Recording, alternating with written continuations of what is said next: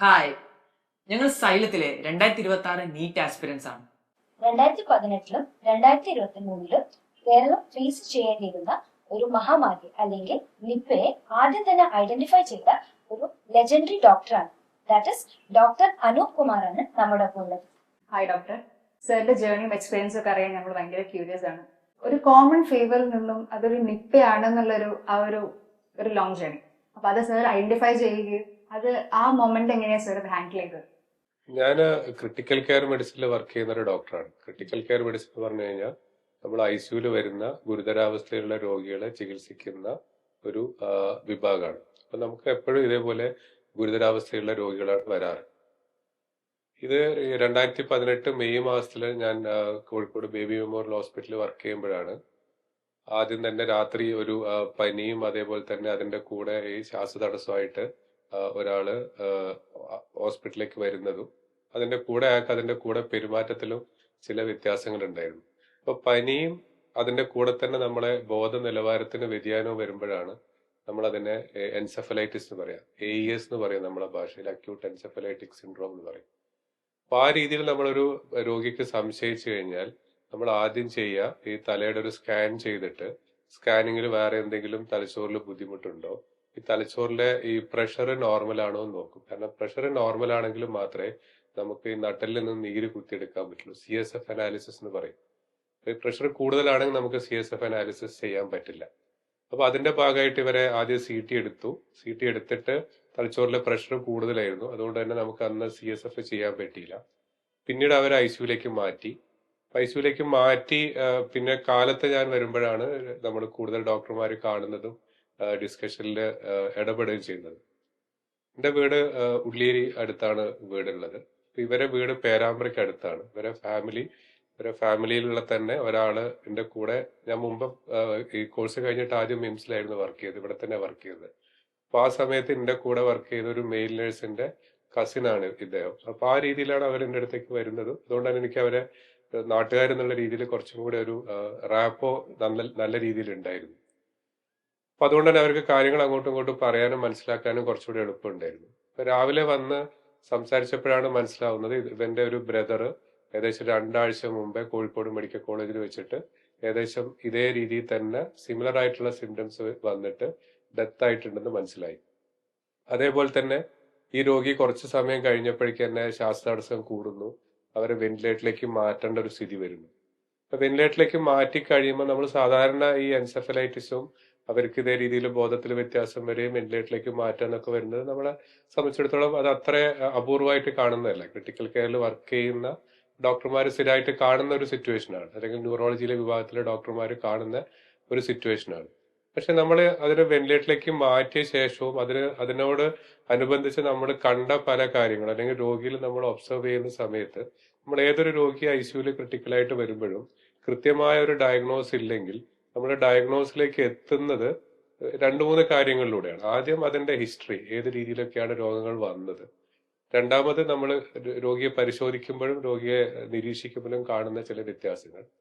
ഇതിനൊക്കെ അടിസ്ഥാനപ്പെടുത്തിയിട്ടാണ് നമ്മൾ കൂടുതൽ ടെസ്റ്റ് നടത്തുന്നതും. ഇതെല്ലാം കൂടെ ഒരുമിച്ച് ഒരു കമ്പൈൻ ചെയ്തിട്ടാണ് നമ്മളൊരു ഡയഗ്നോസിലേക്ക് എത്തുക. ഏതൊരു ഡോക്ടറും അങ്ങനെ തന്നെയാണ് എത്തുക. അപ്പൊ ഇവരത് നമ്മൾ ഈ വെന്റിലേറ്ററിലേക്കൊക്കെ മാറ്റി കഴിയുമ്പോൾ സാധാരണ ആൾക്കാരെ BP ഒക്കെ കുറയാണ് ചെയ്യുക. പക്ഷെ ഈ പേഷ്യന്റിന്റെ BP വളരെ കൂടുന്ന അവസ്ഥയിലേക്ക് പോയി. ഹാർട്ടിന്റെ ഇടിപ്പ് വളരെ കൂടി. അതേപോലെ തന്നെ ഇവരെ ശരീരത്തിലൊക്കെ വേർക്കുന്നത് ശരീരത്തിന്റെ ചില ഭാഗങ്ങളിൽ മാത്രമേ വേർക്കുന്നുണ്ടായിരുന്നുള്ളൂ. നമ്മൾ സെഗ്മെന്റൽ സ്വെറ്റിംഗ് എന്ന് പറയും. അപ്പൊ അതേപോലെ തന്നെ ഈ ഹാർട്ടിന്റെ പമ്പിങ് വലിയ കുഴപ്പമുണ്ടായിരുന്ന രോഗി കുറച്ച് കഴിഞ്ഞപ്പോഴേക്കും അവർക്ക് ഹാർട്ടിന്റെ പമ്പിങ് മോശമാവാൻ തുടങ്ങി. അതേ രീതി തന്നെ ഈ ശ്വാസകോശ സംബന്ധമായ വ്യത്യാസങ്ങളും കാണിക്കാൻ തുടങ്ങി. നമ്മൾ ARDS എന്ന് പറയും, അക്യൂട്ട് റെസ്പിറേറ്ററി ഡിസ്ട്രസ് സിൻഡ്രോം എന്ന് പറയും. അപ്പൊ അതിന്റെ വ്യത്യാസങ്ങൾ കാണിക്കാൻ തുടങ്ങി. ഇപ്പൊ യൂഷ്വലി ഒരു എൻസെഫലൈറ്റിസിൽ വരുന്ന രോഗികൾക്ക് ഈ രോഗലക്ഷണങ്ങളൊന്നും കാണാറില്ല. അപ്പൊ ഫസ്റ്റില് നമ്മൾ ഈ രോഗിയെ കൂടുതൽ ശ്രദ്ധിക്കാനുണ്ടായ കാരണം സാധാരണ കാണാത്ത അൺയൂഷ്വൽ ക്ലിനിക്കൽ സിംറ്റംസ് ഈ രോഗിയിൽ കണ്ടതാണ്. Clinical symptoms and clinical science. രണ്ടാമത് നമ്മൾ ഈ രോഗിയായിട്ട് ആദ്യം സംസാരിച്ചപ്പോഴാണ് ഞാൻ നേരത്തെ പറഞ്ഞ 2 ആഴ്ച ഏകദേശം സിമിലർ സിംറ്റംസ് ആയിട്ട് ഇവരെ ബ്രദർ മരിച്ചിട്ടുണ്ട്. ഇപ്പൊ 2 ആഴ്ച മുമ്പേ ഉള്ള ഒരു രോഗി വീണ്ടും അതേ ഒരു ഫാമിലിയിൽപ്പെട്ട ഒരാൾക്ക് രോഗം വരുന്നുണ്ടെങ്കിൽ നമ്മൾ എപ്പോഴും ഒരു പകർച്ചവ്യാധി രോഗമാണ് നമ്മൾ സാധാരണ കാണുക. നമ്മൾ ഇൻക്യുബേഷൻ പീരീഡ് എന്ന് പറയും. സാധാരണ നമുക്കൊരു ഓർഗാനിസം നമ്മുടെ ശരീരത്തിലേക്ക് വന്നു കഴിഞ്ഞാൽ അത് ഒരു ലെവലിൽ കൂടുതലായി മൾട്ടിപ്ലൈ ചെയ്ത് വന്ന് സിംറ്റംസ് ഉണ്ടാക്കാനുള്ള ടൈമിനെയാണ് നമ്മൾ ഇൻക്യുബേഷൻ പീരീഡ് എന്ന് പറയുന്നത്. അപ്പൊ ഏകദേശം ഒരു 12 മുതൽ 15 ദിവസം വരെ ഇൻക്യുബേഷൻ പീരീഡിലുള്ള ഒരു ഇൻഫെക്ഷൻ ആവാനുള്ള സാധ്യതയാണ് നമ്മൾ ആദ്യം കണ്ടത്. പക്ഷെ ആ സമയത്ത് നമ്മൾ അടുത്തത് ആലോചിച്ചത് അങ്ങനെ ഒരു ഇൻഫെക്ഷൻ ആണെങ്കിൽ ഒരാളിൽ നിന്നും ഒരാളിലേക്ക് മാത്രമായിട്ട് അത് വരില്ല. തീർച്ചയായിട്ടും അയാളിൽ നിന്ന് വേറെ പലരിലേക്കും വന്നിട്ടുണ്ടാവാം. നമ്മൾ അവരോട് ചോദിച്ചത് വീട്ടിന്റെ അടുത്തോ വീട്ടിലോ വേറെ ആർക്കെങ്കിലും ഇത്തരം സിംറ്റംസ് ഉണ്ടോ, അല്ലെങ്കിൽ ഇപ്പൊ പനി തുടങ്ങിയിട്ടേ ഉള്ളൂ എന്ന് ചോദിച്ചു. പക്ഷെ അവർ ആദ്യം അതൊന്നും പനി ഇല്ല എന്ന് പറഞ്ഞു. പക്ഷെ ഉച്ചയായപ്പോൾ അവർ രണ്ടാമത് വീട്ടിൽ പോയി നോക്കിയ ശേഷം ഈ ഈ അസുഖമായിട്ട് ബാധിച്ച കിടക്കുന്ന അയാളെ ഉപ്പയ്ക്കും അതേപോലെ തന്നെ അയാളെ ഉപ്പയുടെ അനിയന്റെ ഭാര്യയ്ക്കും ഇവർക്ക് രണ്ടാൾക്കും ഇതേപോലെ സിംറ്റംസ് ഉണ്ടെന്നുള്ളത് പറഞ്ഞു. പനിയുണ്ട്, വേറെ കുഴപ്പമൊന്നുമില്ല. ഒരാളെന്തോ യൂറിൻ ഇൻഫെക്ഷൻ എന്ന് പറഞ്ഞിട്ട് അവിടുന്ന് ട്രീറ്റ്മെന്റ് എടുത്തതാണ് പേരാമ്പ്രയിൽ. മറ്റേ ആൾക്ക് എന്തോ കാലിനെന്തോ ചെറിയൊരു മുറിവ് പനി എന്ന് പറഞ്ഞിട്ടാണ് ട്രീറ്റ്മെന്റ് എടുത്തത്. അപ്പൊ ഇതിങ്ങനെ ഒരു സാഹചര്യം ആയതുകൊണ്ട് ആ 2 പേഷ്യന്റിനെ എന്തായാലും നമുക്ക് ഹോസ്പിറ്റലിലേക്ക് കൊണ്ടുവരണം എന്ന് നമ്മൾ പറഞ്ഞു. ആ 2 പേഷ്യന്റും അവര് ഉച്ചയാകുമ്പോഴേക്കും ഹോസ്പിറ്റലിൽ കൊണ്ടുവന്നു. ഞാൻ തന്നെ അവരെ നേരിട്ട് അവിടെ എമർജൻസി വിഭാഗത്തിൽ പോയിട്ടാണ് അവരെ പരിശോധിച്ചത്. ആ 2 ആൾക്കാരെ നമ്മൾ വാർഡിൽ അഡ്മിറ്റ് ചെയ്തു. പക്ഷെ കുറച്ച് സമയം കഴിഞ്ഞൊരു രാത്രി ആകുമ്പോഴേക്ക് ആ പേഷ്യന്റിന്റെ ആ രോഗികൾക്കും ഇതേ രീതിയിൽ തന്നെയുള്ള പെരുമാറ്റത്തിലുള്ള വ്യത്യാസം കാണാനും ഈ എൻസെഫലൈറ്റിസ് പോലുള്ള രോഗലക്ഷണങ്ങൾ കാണിക്കാനും തുടങ്ങി. അപ്പൊ ഈ ഒരു സമയത്താണ് നമുക്ക് ഇതിനകത്ത് എന്തോ ഒരു ബുദ്ധിമുട്ടുണ്ട് എന്നുള്ള ഒരു സംശയം തോന്നുന്നത്. അതായത് ആ സമയത്ത് നമ്മൾ വരുന്ന ഒന്ന് ഇതേപോലെയുള്ള അൺയൂഷ്വൽ ആയിട്ടുള്ള ക്ലിനിക്കൽ സിംറ്റംസ് കാണുന്നു. ഒരു ഇൻഡെക്സ് കേസ് എന്ന് പറയും. നമ്മൾ ഫസ്റ്റ് കേസിന് ഇൻഡെക്സ് കേസ് ആണ് പറയുന്നത്. 2 ആഴ്ച മുമ്പ് ഒരു ഇൻഡെക്സ് കേസ് ഉണ്ട്. അതേമാതിരി ഒരു കൂട്ടം രോഗികൾക്ക് ഒരു രോഗം ഒരുമിച്ച് വരുന്നു. അതായത് ക്ലസ്റ്ററിങ് ഓഫ് കേസസ് എന്ന് പറയും.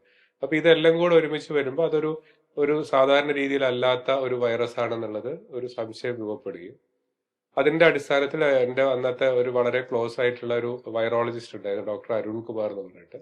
അന്ന് ഇതേപോലെ നമ്മൾ NIV-നെ അല്ല നമ്മൾ അന്ന് സമീപിക്കാറ്, മണിപ്പാൽ വൈറോളജി ഇൻസ്റ്റിറ്റ്യൂട്ടിലായിരുന്നു. അപ്പോൾ ഞാൻ ഉടനെ തന്നെ അദ്ദേഹത്തെ ബന്ധപ്പെടുകയും ഇതേ രീതിയിലുള്ള കാര്യങ്ങളൊക്കെ അദ്ദേഹമായിട്ട് വളരെ കൂടുതലായിട്ട് ഡിസ്കസ് ചെയ്യുകയും ചെയ്തപ്പോഴാണ് ഇതേ രീതിയിലുള്ള സ്രവങ്ങളൊക്കെ അങ്ങോട്ടേക്ക് അയക്കാൻ പറയുന്നത്.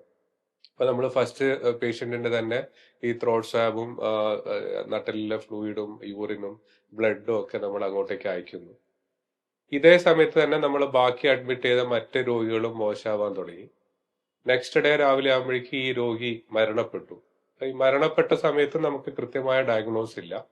എനിക്ക് തോന്നുന്നു അന്നൊരു നോമ്പിന്റെ സമയമാണ്, 2ാമത്തെ നോമ്പിന്റെ ദിവസമാണിത്. അപ്പൊ ആ സമയത്ത് നമ്മൾ ഈ ഒരു മുസ്ലിം ഫാമിലിയിലുള്ള ആൾക്കാരെടുത്ത് നമ്മൾ ഒരു ഡയഗ്നോസ് ചെയ്യാത്തൊരു രോഗിക്ക് രോഗനിർണയം നടത്താൻ വേണ്ടി ഓട്ടോപ്സി ചെയ്യണമെന്ന് പറഞ്ഞു കഴിഞ്ഞാൽ നമുക്ക് പറഞ്ഞാൽ ഭയങ്കര ബുദ്ധിമുട്ടാണ്. നമ്മൾ സാധാരണ ഈ ഓട്ടോപ്സി ചെയ്യാൻ നമുക്ക് മരണത്തിൽ വേറെ എന്തെങ്കിലും സംശയം ഉണ്ടാവുമ്പോൾ അതിന്റെ കാരണം കണ്ടുപിടിക്കാനാണ്. മെഡിക്കൽ ഓട്ടോപ്സി എന്ന് പറയുന്നത് നമ്മൾ പുറത്തെ രാജ്യങ്ങളിലൊക്കെ സ്ഥിരമായിട്ട് ചെയ്യുന്നതാണ്. നമുക്കൊരു രോഗിയെ ചികിത്സിച്ചു, കൃത്യമായ രോഗനിർണയം നടക്കുന്നില്ലെങ്കിൽ മരണാനന്തരമെങ്കിലും അത് ഏത് രോഗമാണെന്ന് കണ്ടുപിടിക്കാൻ വേണ്ടിയിട്ട് ചെയ്യുന്നതാണ് നമ്മൾ മെഡിക്കൽ ഓട്ടോപ്സി എന്ന് പറയുന്നത്. പക്ഷെ അത് ആ ഉമ്മേനെ സംബന്ധിച്ചിടത്തോളം ആ ഫാമിലിയിൽ ആ ഉമ്മയും ഇവരെ ഇളയ അനിയനും മാത്രമേ ഉള്ളൂ. കാരണം ഒരാള് മുമ്പേ മരണപ്പെട്ടു, 2ാമത്തെ മകനാണ് മരിച്ചത്. ഉപ്പ ഓൾറെഡി വെന്റിലേറ്റർ വളരെ ഗുരുതര അവസ്ഥയിലാണ്. അവരെ 3ാമതൊരു ആൺകുട്ടി 1 വർഷം മുമ്പ് ഒരു ആക്സിഡന്റിൽ മരിച്ചതാണ്. അപ്പൊ ആ ഫാമിലിയിൽ പോയിട്ട് നമ്മളിത് പറയാന്ന് വെച്ചാൽ വളരെ ബുദ്ധിമുട്ടായിരുന്നു.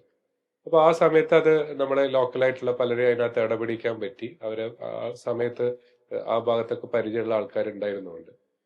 അങ്ങനെ അവരെടുത്തുനിന്ന് നമ്മൾ ഓട്ടോപ്സിന്റെ ഒരു സമ്മതവും കൂടെ വാങ്ങി സാമ്പിളൊക്കെ രാത്രി അങ്ങോട്ടേക്ക് തന്നെ അയച്ചു. അതിന്റെ മുമ്പ് നമ്മൾ രാവിലെ തന്നെ നമ്മൾ വീണ്ടും ഈ എല്ലാ കേസും കൂടെ വന്ന സ്ഥിതിക്ക് നമ്മൾ വിശദമായി നമ്മൾ അവിടുത്തെ ബാക്കി വിഭാഗത്തിൽപ്പെട്ട ഡോക്ടർമാരൊക്കെ ആയിട്ട് നമ്മളൊരു വിശദമായിട്ട് സംസാരിച്ചു. ഈ രോഗിയായിട്ട് തന്നെ കൂടുതൽ അടുത്ത് സംസാരിച്ചു. അപ്പോഴാണ് ഇവരവിടെ ഒരു എക്കോ ടൂറിസ്റ്റ് സെന്റർ ഉണ്ട് അവിടെ പേരാമ്പ്ര ഭാഗത്ത്, ജാനകിക്കാട് എന്ന് പറയും. അപ്പൊ അതിന്റെ അടുത്താണ് ഇവര് ഒരു പുതിയ സ്ഥലം വാങ്ങിയിട്ടുണ്ടെന്നും അവിടുന്ന് ഇതേപോലെ മാങ്ങ പറിച്ചിട്ട് എന്തോ നിലത്ത് വീണതൊക്കെ എടുത്ത് കഴിച്ചിട്ടുണ്ടെന്നും അത് ഇതേപോലെ വവ്വാലുകൾ കൂടുതലുള്ള സ്ഥലമാണെന്നുള്ളത് മനസ്സിലായത്. അപ്പൊ ഈ പോയിന്റ് എല്ലാം കൂടെ വെച്ചപ്പോഴാണ് നമ്മൾ ഇതേ രീതിയിലുള്ള സാധാരണ അല്ലാത്ത ലക്ഷണം. അപ്പൊ അതിന്റെ ഒരു ഡീറ്റെയിൽ ആയിട്ടുള്ള ഡിസ്കഷൻ നടക്കുമ്പോഴാണ് ഇത് നിപ്പ എന്ന ഒരു രോഗത്തിന്റെ സാധ്യത കൂടെ വരുന്നത്. അതിന്റെ മുമ്പേ നമ്മൾ സാമ്പിളൊക്കെ അയക്കുന്ന സമയത്ത് ഇതൊരു അപൂർവ വൈറസ് ആണെന്നുള്ള ഒരു സംശയം മാത്രമേ ഉണ്ടായിരുന്നുള്ളൂ. അപ്പൊ ഇങ്ങനെ ഒരു സംശയം വന്നപ്പോൾ നമ്മൾ ഉടനെ മണിപ്പാൽ വൈറോളജി ഇൻസ്റ്റിറ്റ്യൂട്ടായിട്ട് ബന്ധപ്പെടുകയും ഇതേ രീതിയിലുള്ള ഈ ചില സംശയങ്ങളും കൂടെ നമുക്കുണ്ട് എന്നുള്ളത് അവരെ അറിയിക്കുകയും ചെയ്തു. അന്ന് രാത്രി തന്നെയാണ് നമ്മൾ ഇതേ രീതിയിൽ തന്നെ അവിടെ നിന്ന് മണിപ്പാൽ വൈറോളജി നമുക്ക് കൺഫർമേഷൻ വരുന്നത്. ഇത് ഇങ്ങനെ തന്നെയാണ്. പക്ഷെ നമുക്ക് ഇപ്പൊ അത് പറയാൻ പറ്റില്ല. കാരണം ഇതേപോലെ വളരെ ഈ അന്താരാഷ്ട്ര പ്രാധാന്യമുള്ള ഇത്തരം വൈറസുകളെ നമുക്ക് ഇതേപോലെ ഒരു വൈറോളജി ഇൻസ്റ്റിറ്റ്യൂട്ടിൽ നിന്ന് രോഗനിർണയം നടത്തി കഴിഞ്ഞാലും അതിനെ ഈ നമ്മുടെ നാഷണൽ ഇൻസ്റ്റിറ്റ്യൂട്ട് ഓഫ് വൈറോളജിയിൽ നിന്ന് റീകൺഫേം ചെയ്ത ശേഷം മാത്രമേ അതിനെ ഡിക്ലെയർ ചെയ്യാൻ പറ്റുള്ളൂ. അതാണ് പിന്നീട് ഒരു 2 ദിവസം കൂടി എടുത്തത്. പക്ഷെ അതിന്റെ മുമ്പ് തന്നെ നമ്മളത് ഡയഗ്നോസ് ചെയ്തതിന്റെ കൂടെ തന്നെ ഈ കാര്യങ്ങളൊക്കെ അന്ന് ആരോഗ്യമന്ത്രിയായിരുന്ന ശൈലജ ടീച്ചറായിട്ട് നേരിട്ട് ബന്ധപ്പെട്ട് കാര്യങ്ങൾ മനസ്സിലാക്കാനും പറയാനും പറ്റി. ടീച്ചർ നെക്സ്റ്റ് ഡേ മോർണിംഗ് തന്നെ നമ്മളെ കോഴിക്കോടേക്ക് വരികയും അതിനുശേഷം പിന്നെ നിങ്ങൾ എല്ലാവരും കണ്ടതാണ്. അതൊരു വലിയ ഹിസ്റ്ററി ആയിരുന്നു.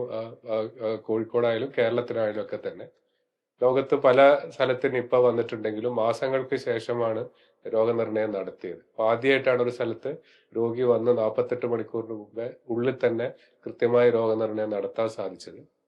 ആ രോഗനിർണയം നടത്തിയ ശേഷം അന്നത്തെ ആരോഗ്യ വകുപ്പും ഗവൺമെന്റും അതേപോലെ തന്നെ ഈ നമ്മുടെ കോഴിക്കോട്ടെ നാട്ടുകാരും എല്ലാവരും കൂടെ ഒരുമിച്ച് സഹകരിച്ചുകൊണ്ടാണ് പിന്നെ രോഗനിയന്ത്രണത്തിനുള്ള കാര്യങ്ങൾ വളരെ പെട്ടെന്ന് നടത്താൻ സാധിച്ചത്. ഇവരുമായിട്ടുള്ള സമ്പർക്ക പട്ടിക ഉണ്ടാക്കാനും അതിനകത്ത് ആർക്കൊക്കെ രോഗലക്ഷണങ്ങൾ ഉണ്ടായിട്ടുണ്ട്, മുമ്പ് വന്നിട്ടുണ്ടെന്നൊക്കെ മനസ്സിലാക്കാൻ സാധിച്ചത്. ഉടനടി തന്നെ നമ്മൾ മെഡിക്കൽ കോളേജിൽ അതിനുള്ള സെന്റർ തുടങ്ങാൻ പറ്റി. വീണ്ടും 2 രോഗികളും കൂടെ നമ്മുടെ ബേബി മെമ്മോറിയൽ തന്നെ വന്നു. ഒരു രോഗി അന്ന് കോഴിക്കോട് മിംസിൽ വന്നു. അപ്പൊ അതൊക്കെ പെട്ടെന്ന് തന്നെ രോഗനിർണയം നടത്താൻ പറ്റി. അതിനകത്ത് ഒരു നേഴ്സ് മരിച്ചു, ഒരു ലീന സിസ്റ്റർ എന്ന് പറഞ്ഞ ഒരാള് മരിച്ചു. 2 പേര് രക്ഷപ്പെട്ടു. ഒരു നഴ്സിംഗ് സ്റ്റുഡന്റും അതേപോലെ തന്നെ മലപ്പുറത്ത് നിന്ന് വന്ന വേറൊരാളും. അവർ 2 ആളെ രക്ഷപ്പെടുത്താൻ പറ്റി. ഏകദേശം അന്ന് കണക്കാക്കിയത് രോഗനിർണയം കൃത്യമായി നടന്നത് 18 പേരിലാണ്. ഒരാള് മുമ്പേ മരിച്ചു. അങ്ങനെ 19 പേര്. അതിൽ 2 പേര് രക്ഷപ്പെട്ടു, ബാക്കി 17 പേര് മരിച്ചു. പക്ഷെ ഇവരെ സമ്പർക്ക പട്ടികയിലുള്ള ഏകദേശം സമാന രോഗലക്ഷണങ്ങളായി മറ്റ് 3 പേരും കൂടെ മരിച്ചിരുന്നു. അതുകൊണ്ടാണ് അത് 21 കേസ് ഉണ്ട്, അതിനകത്ത് 2 പേര് രക്ഷപ്പെട്ടു എന്നുള്ള രീതിയിൽ പറയുന്നത്. അപ്പൊ പിന്നീട് അത് അറിയാം, കോഴിക്കോടൊക്കെ അത് കംപ്ലീറ്റ് അടഞ്ഞു കിടക്കുന്ന ഒരു അവസ്ഥയിലേക്ക് പോയി. ആകെ കാരണം വരുന്ന എല്ലാ രോഗികളും മരിക്കുന്നു. അന്ന് ക്വാറന്റൈൻ ഒന്നും ഇത്ര വലിയ സ്ട്രിക്റ്റ് ആയിട്ട് ചെയ്യാൻ തുടങ്ങിയിട്ടില്ല. കാരണം നമ്മളടക്കമുള്ള എനിക്ക് തോന്നുന്നു ICUലെ ഒരുമാതിരി പ്രധാന ഡോക്ടർമാരും നമ്മളെ ലാബിലെ സ്റ്റാഫ്, നഴ്സിംഗ് സ്റ്റാഫ്, അങ്ങനെ എല്ലാം കൂടെ ഏകദേശം ഒരു 56 പേര് അന്ന് ബേബി മെമ്മോറിയൽ ഹോസ്പിറ്റലിൽ തന്നെ എക്സ്പോസ്ഡ് ആയിരുന്നു ഇവരുമായിട്ടുള്ള. അപ്പൊ നമുക്കൊക്കെ രോഗം വരാനുള്ള സാധ്യത അന്ന് ഉണ്ടായിരുന്നു. എന്തോ ഭാഗ്യവശാൽ അത് വന്നില്ല. അല്ലെങ്കിൽ നമുക്ക് ഇതേപോലെയുള്ള ചില പ്രാഥമികമായിട്ടുള്ള ഈ ഇൻഫെക്ഷൻ കൺട്രോൾ മെഷേഴ്സ് നമ്മൾ എടുത്തത് കൊണ്ട് അത് രോഗം അധിക രീതിയിൽ ആ സമയത്ത് വന്നില്ല. പക്ഷെ മുമ്പ് അവരെ ചികിത്സിച്ച ആശുപത്രിയിൽ നിന്നും അതേപോലെ തന്നെ മെഡിക്കൽ കോളേജിൽ നിന്ന് വെച്ചിട്ടും ഈ പല ആൾക്കാരിലേക്കും രോഗം വ്യാപിക്കുന്ന ഒരു സ്ഥിതി ഉണ്ടായി. അങ്ങനെയാണ് അന്ന് ഈ രോഗം നിർണയം നടത്താൻ പറ്റിയത്. പക്ഷെ അത് കഴിഞ്ഞ ശേഷം പിന്നീട് 2019 വീണ്ടും ഒരു കേസ് കൊച്ചിയിൽ വന്നു. അതും നമുക്ക് അവിടുന്ന് പെട്ടെന്ന് തന്നെ കണ്ടുപിടിക്കാൻ പറ്റി. പിന്നീട് വീണ്ടും 21 തോന്നുന്നു, കോവിഡിന്റെ സമയത്താണ് ഒരു കേസ് അന്ന് മിംസിൽ വരുന്നത്. ഞാൻ ആ സമയത്ത് ബേബിയിലാണ്. പിന്നീട് ഞാൻ അതൊക്കെ കഴിഞ്ഞ് 23 ഞാൻ തിരിച്ച് മിംസിൽ ജോയിൻ ചെയ്ത സമയത്താണ് ഏകദേശം ആ പേരാമ്പ്ര ഭാഗത്ത് തന്നെയുള്ള മറ്റൊരു ഫാമിലി വീണ്ടും ഇതേ രീതിയിലുള്ള രോഗലക്ഷണങ്ങളായിട്ട് വരുന്നതും വീണ്ടും നമുക്ക് തന്നെ അത് ഡയഗ്നോസ് ചെയ്യാൻ പറ്റുന്ന രീതിയിലേക്കുള്ള ഒരു സിറ്റുവേഷൻ വന്നത്. അത് കഴിഞ്ഞ് അതിന്റെ അടുത്ത വർഷം ഇതേപോലെ തന്നെ ഈ മൗലാന പെരിന്തൽമണ്ണയുള്ള ഒരു കുട്ടി ഇങ്ങോട്ടേക്ക് വന്നു. അതും നമുക്ക് ആ രോഗലക്ഷണങ്ങളും കാര്യങ്ങളും അതിന്റെ റിപ്പോർട്ട് കണ്ടപ്പോൾ തന്നെ നമുക്ക് ഏകദേശം സംശയം തോന്നി. അതും ആ രീതിയിൽ ഡയഗ്നോസ് ചെയ്യാൻ പറ്റി. അങ്ങനെയാണ് അതിന്റെ ഡയഗ്നോസ് വന്നത്. സർ, ഡോക്ടർ എന്ന ഫീൽഡിലേക്കും അതിനുശേഷം എന്താ പറയാ ഈ MBBSലൂടെ പിന്നെ ക്രിട്ടിക്കൽ കെയർ മെഡിസിനിലേക്കും പിന്നെ പോവാൻ ഇൻസ്പിറേഷൻ ആയിരുന്നാ? അങ്ങനെ ചോദിച്ചു കഴിഞ്ഞാൽ ഞാൻ അന്ന് പഠിക്കുന്ന സമയത്ത് പ്രീ ഡിഗ്രിയാണ്. പ്രീ ഡിഗ്രി അന്ന് ഞാൻ സെക്കൻഡ് ഗ്രൂപ്പാണ് എടുത്തിരുന്നത്. അന്ന് മാത്സ് പഠിക്കണമെങ്കിൽ നമുക്ക് അഡീഷണൽ ആയിട്ട് മാത്സ് പഠിക്കണം. അപ്പൊ അന്ന് ഒരു മെഡിസിന് തന്നെ പോകണം എന്നുള്ള ഒരു മനസ്സിലുള്ള ആഗ്രഹവും കാര്യങ്ങളൊന്നും ഉണ്ടായിരുന്നില്ല. ആദ്യം എനിക്ക് എഞ്ചിനീയറിംഗ് എൻട്രൻസ് എഴുതി, ആ എഞ്ചിനീയറിംഗ് എൻട്രൻസിൽ അഡ്മിഷൻ പിന്നീടാണ് MBBSന്റെ റിസൾട്ട് വരുന്നതും പിന്നെ കോഴിക്കോട് മെഡിക്കൽ കോളേജിലേക്ക് അഡ്മിഷൻ കിട്ടുകയും ചെയ്തത്. അപ്പൊ എന്റെ പാരന്റ്സ് ടീച്ചേഴ്സ് ആയിരുന്നു. അപ്പൊ അവരെയും കൂടെ ഒരു ആഗ്രഹത്തിന്റെ അടിസ്ഥാനത്തിലാണ് ഞാൻ അന്ന് MBBS എടുത്തതല്ല. അതെനിക്ക് പ്രീ ഡിഗ്രി പഠിക്കുന്ന സമയത്ത് ഡോക്ടർ ആവണം എന്നുള്ള വലിയൊരു ആഗ്രഹത്തിലൊന്നും എടുത്തതല്ല. പക്ഷെ പിന്നീട് MBBS പഠിക്കാൻ തുടങ്ങിയ ശേഷമാണ് ഇതേ രീതിയിൽ കുറച്ചും കൂടെ ഞാൻ നേരത്തെ പറഞ്ഞ പോലെയുള്ള ഈ ക്ലിനിക്കൽ കേസുകളും അങ്ങനെയൊക്കെ അതിനകത്ത് പിന്നെ നമുക്ക് അതിനകത്തേക്ക് തന്നെ ഒരു കൂടുതലായിട്ടുള്ള ഒരു അടുപ്പം വരികയായിരുന്നു. അതിനുശേഷം ഞാൻ MBBS കഴിഞ്ഞ് കുറച്ചു കാലം ഞാൻ പ്രാക്ടീസ് ചെയ്തു. നിലമ്പൂര്, എടക്കര, ചുങ്കത്തറ എന്ന് പറഞ്ഞ സ്ഥലത്തൊക്കെ പ്രാക്ടീസ് ചെയ്തു. അപ്പൊ അവിടെ നിന്നൊക്കെ ആ സമയത്ത് എന്തെങ്കിലും ഒരു രോഗി ഗുരുതരാവസ്ഥയിൽ വന്നു കഴിഞ്ഞാൽ ഏകദേശം 2-2.5 മണിക്കൂർ എത്തിക്കഴിഞ്ഞാലേ കോഴിക്കോട് എത്തുള്ളൂ. അപ്പൊ അതിന്റെ ഇടയിൽ പല രോഗികൾ അവിടെ നിന്ന് മരിക്കുന്നത് തന്നെ, വളരെ അടുത്തറിയുന്ന പല ആൾക്കാരും തന്നെ മരിക്കുന്നത് കണ്ടു. അവിടെ തന്നെ നമുക്ക് ഈ പറഞ്ഞ രീതിയിൽ തന്നെ ഷിഫ്റ്റ് ചെയ്തിട്ട് പല രോഗികളെയും കൂടെ ഈ മഞ്ചേരിക്കും ഇവിടേക്കൊക്കെ വരേണ്ട ആവശ്യം വന്നു. അപ്പൊ ആ സമയത്താണ് ഇതേ രീതിയിലുള്ള ക്രിട്ടിക്കൽ കെയർ മെഡിസിൻ എന്നുള്ള ഒരു ഈ ICUലെ രോഗികളെ, ഗുരുതരാവസ്ഥയുള്ള രോഗികളെ ചികിത്സിക്കുന്നതിനുള്ള ഒരു ഇൻട്രസ്റ്റ് ഡെവലപ്പ് ചെയ്യുന്നത്. അപ്പൊ അതിനുശേഷം ഞാൻ അതിന് വീണ്ടും എൻട്രൻസ് PG പഠിച്ചിട്ടാണ് മണിപ്പാലിൽ പിന്നെ എൻട്രൻസിന് അഡ്മിഷൻ MD കിട്ടുന്നതും.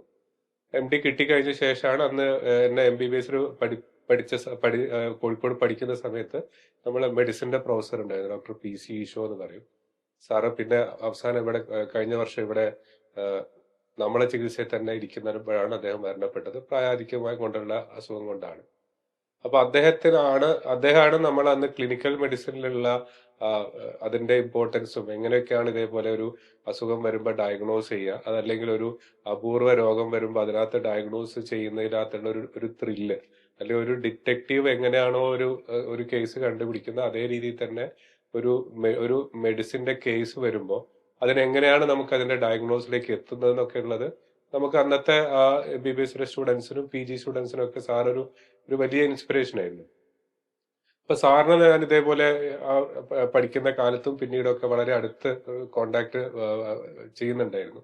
അപ്പൊ സാറാണ് പറഞ്ഞത് ഇതേപോലെ MD പഠിക്കുന്ന സമയത്ത് ഇതേപോലെ മെഡിക്കൽ കോളേജിലൊക്കെ നമ്മൾ മുമ്പേ ചികിത്സയൊന്നുമില്ല, രക്ഷപ്പെടില്ല എന്ന് പറഞ്ഞ പല രോഗികളും പിന്നീട് സാർ അവിടുന്ന് റിട്ടയർ ചെയ്ത് ഇവിടെ മിംസിൽ വന്ന സമയത്ത് ഈ ക്രിട്ടിക്കൽ കെയറിന്ന് പലരും രക്ഷപ്പെടുന്നത് കണ്ടു, ഇതേപോലെ പല ICU സെറ്റിങ്സിലൂടെ. അപ്പൊ അതൊരു നല്ല സ്പെഷ്യാലിറ്റിയാണ്.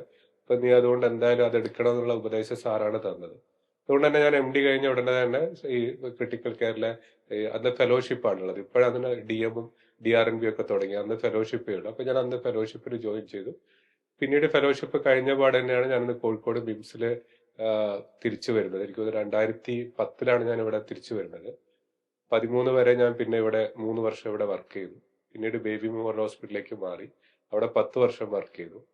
അപ്പൊ ആ 10 വർഷം വർക്ക് ചെയ്തപ്പോൾ എനിക്ക് തോന്നുന്നു ആദ്യമായിട്ടാണ് അന്ന് നമ്മളെ നോർത്ത് കേരളയിൽ ഒരു ക്ലോസ്ഡ് ICU എന്നുള്ള ഒരു കൺസെപ്റ്റ് വരുന്നത്. ക്ലോസ്ഡ് ICU എന്ന് പറഞ്ഞു കഴിഞ്ഞാൽ നമ്മളൊരു ICUവിൽ സാധാരണ രീതിയിൽ പേഷ്യൻസ് വരുമ്പോൾ ഇപ്പൊ ഏത് വിഭാഗത്തിൽപ്പെട്ട ഡോക്ടറാണോ ആ ഡോക്ടറുടെ തന്നെയാണ് ചികിത്സിക്കുക. അതിന്റെ കൂടെ ICUവിലുള്ള കാര്യങ്ങൾ ICUവിലെ ഡോക്ടർമാരും കൂടെ കമ്പൈൻഡ് ആയിട്ട് ട്രീറ്റ് ചെയ്യും. ക്ലോസ്ഡ് ICU എന്ന് പറഞ്ഞു കഴിഞ്ഞാൽ ഏത് രോഗി വന്നു കഴിഞ്ഞാലും അത് ക്രിട്ടിക്കൽ കെയർ ഫിസിഷ്യൻ അല്ലെങ്കിൽ ഇന്റൻസിവിസ്റ്റ് എന്നാണ് പറയാ, അവരെ അണ്ടറിലേക്ക് ട്രാൻസ്ഫർ ചെയ്യും. അവരാണ് ബാക്കി എല്ലാ കാര്യങ്ങളും നോക്കുക. അപ്പൊ അതേ രീതിയിലുള്ള ഒരു ICU നമുക്ക് അവിടെ ബേബിയിൽ അന്ന് തുടങ്ങാൻ പറ്റി. നല്ല രീതിയിൽ അത് ഒരു എസ്റ്റാബ്ലിഷ് ചെയ്യാനും പബ്ലിക്കിന്റെ ഇടയിലൊക്കെ നല്ലൊരു ആക്സെപ്റ്റൻസും ഉണ്ടാക്കാൻ പറ്റി. ഒരു 10 വർഷം അവിടെ വർക്ക് ചെയ്ത ശേഷമാണ് ഞാനിപ്പോ തിരിച്ചിങ്ങോട്ടേക്ക് മിംസിലേക്ക് വന്നത്. ഇപ്പം കോഴിക്കോട് മിംസിൽ ഞാനിപ്പം 3 വർഷമായിട്ട് വർക്ക് ചെയ്യാം. അപ്പം ഈ ക്രിട്ടിക്കൽ കെയറിലാവുമ്പോ തന്നെ ഒരുപാട് ആൾക്കാർ മരിക്കുന്നതൊക്കെ കണ്ടിട്ടുണ്ടാവില്ലേ? അപ്പോ സാറ് ആദ്യമായിട്ട് ഈ മേഖലയിലേക്ക് വന്നപ്പോ അതിനെ ഫേസ് ചെയ്യാനുള്ള ഒരു മെന്റൽ സ്ട്രെങ്ത് എങ്ങനെ കിട്ടിയത്?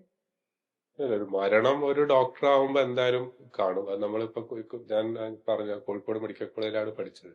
അപ്പൊ ആ സമയത്ത് സ്റ്റുഡന്റ് ആയപ്പോഴും ഇന്റേൺഷിപ്പിലൊക്കെ നമ്മൾ വാർഡിലും അല്ല ICUവിലും ഒക്കെ മരണം വളരെ കോമൺ, അപൂർവം അല്ലാതെ തന്നെ കാണുന്നതാണ്. മെഡിസിൻ പോസ്റ്റിങ്ങിന്റെ ഇടയിലൊക്കെ നമുക്ക് അധിക ദിവസം അവിടെ വാർഡിലൊക്കെ ഡെത്ത് ഉണ്ടാവുന്നതാണ്. ICUവിൽ എത്തിയപ്പോൾ നമ്മൾ ലോകത്തിലെ ഏത് നല്ല ICU ആണെങ്കിലും ഏറ്റവും ഗുരുതരായ അവസ്ഥയിലുള്ള രോഗികളാണ് ICUവിലേക്ക് വരിക. ഒരു 100 രോഗി വന്നു കഴിഞ്ഞാൽ ഒരു 15 മുതൽ 20% വരെ രോഗികൾ മരണപ്പെടും. ബാക്കി ഒരു 80% ആൾക്കാരെയൊക്കെ നമുക്ക് സാധാരണ രീതിയിൽ രക്ഷിക്കാൻ പറ്റുള്ളൂ. അപ്പൊ അതുകൊണ്ട് തന്നെ ഈ മരണം ഇതിന്റെ ഒരു കാണുക എന്നുള്ളത് ഈ ഗുരുതരാവസ്ഥയിലുള്ള രോഗികളെ ട്രീറ്റ് ചെയ്യുന്ന ഒരു യൂണിറ്റിന്റെ ഭാഗമാണ്. അപ്പൊ അതുകൊണ്ട് തന്നെ നമ്മളത് കുറെ കാലം കഴിയുമ്പോൾ നമ്മൾ അതിന്റെ ഓരോ രോഗി മരിക്കുമ്പോഴും നമുക്ക് വലിയ രീതിയിലുള്ള വേവലാതിയും മാനസിക ബുദ്ധിമുട്ടൊക്കെ തുടക്കത്തിൽ ഉണ്ടാവുമെങ്കിലും പിന്നീട് നമുക്ക് അതൊരു പ്രൊഫഷന്റെ ഭാഗമായിട്ട് തന്നെ നമുക്ക് കാണാനും എടുക്കാനും പറ്റും. നമുക്കതിന് വിഷമമില്ലാന്നോ അല്ലെങ്കിൽ പിന്നെ അതൊന്നും കാണുമ്പം നമുക്ക് മാനസികമായിട്ട് ബുദ്ധിമുട്ട് വരില്ല എന്നൊന്നും അതിനകത്ത് അർത്ഥമില്ല. പക്ഷെ നമ്മൾ സ്ഥിരമായിട്ട് അത് ചെയ്യുമ്പോൾ നമ്മൾ ഓരോ രോഗി മരിക്കുമ്പോഴും നമ്മൾ അത് വിഷമിക്കാനും അത് വലിയ രീതിയിലുള്ള നമുക്ക് സ്ട്രെസ് ഉണ്ടാക്കുന്ന രീതിയിൽ പോയി കഴിയുകയും ചെയ്തു കഴിഞ്ഞാൽ ഇതേ രീതിയിലുള്ള ഒരു ഫീൽഡിൽ ഒരു ഡോക്ടർക്ക് പിടിച്ചു നിൽക്കാൻ പറ്റില്ല. തീർച്ചയായിട്ടും നമുക്കത് സമയം എടുത്തിട്ട് നമ്മളത് അതുമായിട്ട് അഡ്ജസ്റ്റ് ആവും. അത് ആ രീതിയിലാണ് ഉണ്ടാവുക എപ്പോഴും. സർ പിന്നെ ഈ MBBS ഇങ്ങനെ പറയുമ്പോൾ തന്നെ ആൾക്കാർ ഫസ്റ്റ് പറയുന്ന ലൈഫ് ഒരു കേജിലേക്കായി മാറും, പേഴ്സണൽ ലൈഫ് പേഴ്സണൽ സ്പേസ് ഉണ്ടാവില്ല, അങ്ങനെയൊക്കെ. സാറിന്റെ എക്സ്പീരിയൻസിന് സാർക്ക് എന്താ പറയാനുള്ളത്? എനിക്ക് ഒരിക്കലും അങ്ങനെ തോന്നിയിട്ടില്ല. കാരണം ഞാനിപ്പം തുടക്കത്തിലൊക്കെ ഞാനൊന്ന് ഈ ഈ കോഴ്സ് കഴിഞ്ഞ് ഒരു ICUവിൽ ജോയിൻ ചെയ്യുന്ന സമയത്ത്, ഇപ്പോഴൊക്കെ ആണെങ്കിൽ എന്റെ ICUവില് ഞാനിപ്പോ ഇവിടെ നിങ്ങളെ കൂടെ നിൽക്കുന്ന സമയത്തും അവിടെ ഏകദേശം 30 രോഗികളുണ്ട്. എന്റെ കൂടെ തന്നെ ഈ ഷിഫ്റ്റിൽ തന്നെ ഏകദേശം 6 ഡോക്ടർമാരുണ്ട്. അപ്പൊ ഇപ്പൊ നമുക്ക് ടീം വളരെ സെറ്റാണ്. നമുക്ക് ഇഷ്ടംപോലെ ആൾക്കാർ ഡ്യൂട്ടിയിലുണ്ട്. അവർക്ക് ഷിഫ്റ്റ് അനുസരിച്ചാണ് വർക്ക് ചെയ്യുക. പക്ഷെ നമ്മൾ ഏകദേശം ഒരു 15 വർഷം മുമ്പേ ഈ ക്രിട്ടിക്കൽ കെയർ മെഡിസിൻ തുടങ്ങുന്ന സമയത്ത് അങ്ങനെ ആയിരുന്നില്ല. നമ്മൾ ആകെ 1-2 ഡോക്ടർമാരായിരുന്നു ഉണ്ടായിരുന്നത്. ഫുൾ ടൈം നമ്മൾ ഓൺ കോൾ ആണ്. രാത്രി സിക്ക് പേഷ്യൻസ് വന്നാൽ നോക്കേണ്ടി വരും. പല ദിവസവും രാത്രി ഹോസ്പിറ്റലിൽ നിൽക്കേണ്ടി വരും. രാത്രി ജൂനിയേഴ്സിന് ബുദ്ധിമുട്ടുണ്ടെങ്കിൽ നമ്മൾ അവരെ ഹെൽപ്പ് ചെയ്യാൻ വരേണ്ടി വരും. പക്ഷെ ആ സമയത്തൊക്കെ തന്നെ നമ്മളതൊരു ബുദ്ധിമുട്ടാണ് എന്ന് വിചാരിച്ചു കഴിഞ്ഞാൽ തീർച്ചയായിട്ടും അത് നമുക്ക് അതിനെ മാനസികമായിട്ടും ശാരീരികമായിട്ടൊക്കെ നമ്മൾ തളരുന്ന അവസ്ഥയിലേക്ക് പോകും. പക്ഷെ നമ്മളതിനെ ഒരു പാഷനായിട്ട് എടുത്തു കഴിഞ്ഞാൽ ഒരിക്കലും അതൊരു ബുദ്ധിമുട്ടായിട്ട് തോന്നിയിട്ടില്ല. അപ്പൊ പലരും ആ സമയത്തൊക്കെയുള്ള, ഞാൻ മാത്രമല്ല, അന്ന് ICUവിലൊക്കെ വർക്ക് ചെയ്ത പല ഡോക്ടർമാരും അവരെ മുഴുവൻ സമയം തന്നെ ICU തന്നെയാണ് ഉണ്ടായിരുന്നത്. രാവിലെയും പകലും ഒക്കെ ഒരു ടൈം വ്യത്യാസം ഇല്ലാത്ത രീതിയിൽ. പക്ഷെ അതിന്റെ കൂടെ നമ്മളെ ഫ്രണ്ട്സിന്റെ കൂടെ നമ്മൾ പുറത്തു പോകാറുണ്ട്, സിനിമയ്ക്ക് പോകാറുണ്ട്, ബാക്കി അത്യാവശ്യം ബാക്കി ഫിസിക്കൽ ആക്ടിവിറ്റീസ് ചെയ്യാറുണ്ട്. അതൊക്കെ ഫാമിലിന്റെ കൂടെ ടൈം കണ്ടെത്താറുണ്ട്, അതൊക്കെ ചെയ്യാറുണ്ട്. പക്ഷെ നമ്മളെ പ്രയോറിറ്റി അധിക സമയത്തും ICU ആയിരുന്നു എന്നുള്ളതേ ഉള്ളൂ. അതൊരു കമ്പൽഷന്റെ പുറത്ത് ചെയ്യുമ്പോഴാണ് നമുക്കതൊരു വളരെ ബുദ്ധിമുട്ടായിട്ട് തോന്നുന്നത്. നേരെ മറിച്ച് അതൊരു പാഷന്റെ പുറത്ത് ചെയ്യുന്ന സമയത്ത് നമുക്കത് ബുദ്ധിമുട്ടായിട്ട് തോന്നില്ല. അതേപോലെ തന്നെ എല്ലാ ഡോക്ടർമാരും നൈറ്റ് ഡ്യൂട്ടിയും ഇതേ രീതിയിൽ തന്നെ ഇത്രയും സ്ട്രെസ്ഫുൾ ആയ സിറ്റുവേഷനിൽ പോകണതാണെന്ന് തോന്നുന്നില്ല. അതുവരെ വളരെ കൂളായിട്ടുള്ള പല സ്പെഷ്യാലിറ്റികളും ഇപ്പോൾ ഉണ്ട്. അപ്പൊ അതുകൊണ്ട് ഡോക്ടർ ആയതുകൊണ്ട് രാത്രി മുഴുവൻ ഉറക്കൊഴിഞ്ഞ് നിൽക്കണമെന്നോ അല്ലെങ്കിൽ നൈറ്റ് ഡ്യൂട്ടി എടുക്കണമെന്നോ അങ്ങനെയൊന്നും അർത്ഥമില്ല. പക്ഷെ നമ്മളിപ്പോഴും ഇത്രയും ഞാൻ എക്സ്പീരിയൻസ് ആയ ശേഷവും ഇപ്പോഴും നമ്മൾ രാത്രി എന്തെങ്കിലും ആവശ്യമുണ്ടെങ്കിൽ നമ്മൾ വരലും, അതേപോലെ പേഷ്യന്റിനെ കാണേണ്ടി വരികയാണെങ്കിൽ ഇത്രയും ഡോക്ടർമാരുണ്ടെങ്കിലും കാണുകയൊക്കെ ചെയ്യാറുണ്ട്. അപ്പൊ അതൊക്കെ നമ്മൾ ആരും നിർബന്ധിച്ച് ചെയ്യിക്കുന്നതല്ല, അത് നമ്മൾ ഓരോരുത്തരെ ഇൻട്രസ്റ്റിന്റെ പേരിൽ ചെയ്യുന്നതാണ്. സാർ ഓരോ ദിവസം പല പല പേഷ്യൻസിനെ ആയിരിക്കുമല്ലോ ഇന്ററാക്ട് ചെയ്യുന്നത്. അപ്പം അവർക്ക് സാറിനോടും അപ്പം സാറിനോടുള്ള ഇന്ററാക്ഷൻ ലൈക്ക് ചിലവര് നല്ല കാം ആൻഡ് ക്വൈറ്റ് ആയിരിക്കും, പക്ഷെ ചിലവര് എന്തെങ്കിലും അവർക്ക് ഉള്ളിൽ ഒരു പേടി ഉണ്ടാവും, ഒരു മരണ ഭയം അല്ല അങ്ങനെയൊക്കെ ആയിട്ട് ഇന്ററാക്ട് ചെയ്യുന്നുണ്ടാവും. അപ്പോ സാർ എങ്ങനെയാണ് ഒരു ഡോക്ടർ എന്ന നിലയിൽ, അല്ലെങ്കിൽ ഞങ്ങൾ ഇനി ഒരു ഡോക്ടർ ആവുകയാണെങ്കിൽ ഞങ്ങൾ എങ്ങനെയാണ് ഇതുപോലെ ഓരോ പേഷ്യൻസുമായിട്ട് ഇന്ററാക്ട് ചെയ്യേണ്ടത്? അത് ഇപ്പോഴത്തെ നമ്മളെ ഈ കോഴ്സിന്റെ ഒക്കെ ഭാഗമായിട്ട് തന്നെയാണ് നമ്മളൊരു കമ്മ്യൂണിക്കേഷൻ. 2 രീതിയിലുള്ള കമ്മ്യൂണിക്കേഷൻ ആണ്, 2 അല്ല 3 രീതിയിലുള്ള കമ്മ്യൂണിക്കേഷൻ ആണ് ഡോക്ടർമാർക്ക് പ്രധാനമായിട്ട് വരിക. ഒന്ന്, രോഗിയായിട്ട് നേരിട്ട് കമ്മ്യൂണിക്കേറ്റ് ചെയ്യാം. അപ്പൊ രോഗിയായിട്ട് കമ്മ്യൂണിക്കേറ്റ് ചെയ്യുമ്പോഴാണ് നമുക്ക് രോഗത്തിന്റെ ലക്ഷണങ്ങളും കാര്യങ്ങളൊക്കെ ഞാൻ നേരത്തെ പറഞ്ഞ പ്രോപ്പർ ഹിസ്റ്ററിയും നമുക്ക് ഡയഗ്നോസിലേക്ക് എത്താനുള്ള പല പോയിന്റ്സും രോഗികളായിട്ട് സംസാരിക്കുമ്പോഴാണ് കിട്ടുക. അതിന്റെ കൂടെ തന്നെ അവരെ ആശ്വസിപ്പിക്കാനും അവർക്ക് കോൺഫിഡൻസ് കൊടുക്കാനും ഒക്കെ പറ്റും. അതേപോലെ തന്നെ ഇമ്പോർട്ടന്റ് ആണ് രോഗിയുടെ രോഗാവസ്ഥ ഈ രോഗിയുടെ കൂടെയുള്ള ആൾക്കാരായിട്ട് റിലേറ്റീവ്സിന് പറഞ്ഞ് മനസ്സിലാക്കുക എന്നുള്ളത്. അപ്പൊ അതിനുള്ള ഒരു സ്കില്ല് നമ്മൾ എന്തായാലും ഡെവലപ്പ് ചെയ്തേ മതിയാവുള്ളൂ. നിങ്ങൾ എത്ര നല്ല ഡോക്ടറും ട്രീറ്റ്മെന്റ് എത്ര നല്ലതാണെങ്കിലും നിങ്ങളെ കമ്മ്യൂണിക്കേഷൻ സ്കില്ല് മോശമാണെങ്കിൽ ഒരിക്കലും ഒരു നല്ല ഡോക്ടർ ആവാൻ പറ്റില്ല. കാരണം ഞാൻ പറഞ്ഞ പോലെ തന്നെ രോഗിയെ പറഞ്ഞ് മനസ്സിലാക്കാൻ പറ്റണം, ആ രോഗത്തിന്റെ അവസ്ഥ എന്താണ്, എന്ത് ചികിത്സയാണ് കൊടുക്കുന്നത്. കാരണം എല്ലാ രോഗവും ചികിത്സിച്ച് മാറ്റാൻ പറ്റില്ല. അതേപോലെ ഒരു ഡോക്ടർ എത്ര നല്ല ഡോക്ടർ ആണെങ്കിലും എല്ലാ രോഗവും 100% ഡയഗ്നോസ് ചെയ്യാനും പറ്റില്ല. അതിന് മെഡിക്കൽ സയൻസിന്റേതായ ലിമിറ്റേഷൻ എന്തായാലും ഉണ്ട്. കാരണം നമ്മൾ പഠിച്ച ഒരു സയൻസ് പ്രാക്ടീസ് ചെയ്യുക എന്നുള്ളത് മാത്രമേ നമ്മൾ ചെയ്യുന്നുള്ളൂ. അതിനെ നമ്മൾ നല്ല രീതിയിൽ അപ്ലൈ ചെയ്യുന്നു എന്നുള്ളതാണ് ഓരോരുത്തരുടെ കഴിവ്. അപ്പൊ അതുകൊണ്ട് തന്നെ അത് കൃത്യമായ രീതിയിൽ ബൈസ്റ്റാൻഡേഴ്സിന്റെ അടുത്തും പേഷ്യന്റിന്റെ അടുത്തും കമ്മ്യൂണിക്കേറ്റ് ചെയ്യാൻ പറ്റണം. അതേപോലെ തന്നെ ഇതൊരു ടീം വർക്കാണ്. ഒരു ഡോക്ടർ മാത്രം പ്രാക്ടീസ് ചെയ്യാന്നുള്ള കൺസെപ്റ്റ് ഒക്കെ പഴയതാണ്. നമ്മളെ കൂടെയുള്ള ടീംമേറ്റ്സ് ഉണ്ടാവും. ഇതിൽ തന്നെ നമുക്ക് നഴ്സസ് ഉണ്ടാവും, ജൂനിയർ ആയിട്ടുള്ള ഡോക്ടേഴ്സ് ഉണ്ടാവും, കൂടെയുള്ള മറ്റ് കൺസൾട്ടൻസ് ഉണ്ടാവും, മറ്റ് വിഭാഗത്തിലെ ഡോക്ടർമാരുണ്ടാവും. അപ്പൊ ഇവരായിട്ടൊക്കെ നമ്മൾ കമ്മ്യൂണിക്കേഷൻ ഉണ്ടാവണം. അപ്പൊ അതുകൊണ്ട് തീർച്ചയായിട്ടും നമ്മൾ ട്രെയിനിങ്ങിന്റെ ഭാഗമായിട്ട് തന്നെ കമ്മ്യൂണിക്കേഷൻ സ്കില്ലും ഡെവലപ്പ് ചെയ്യും.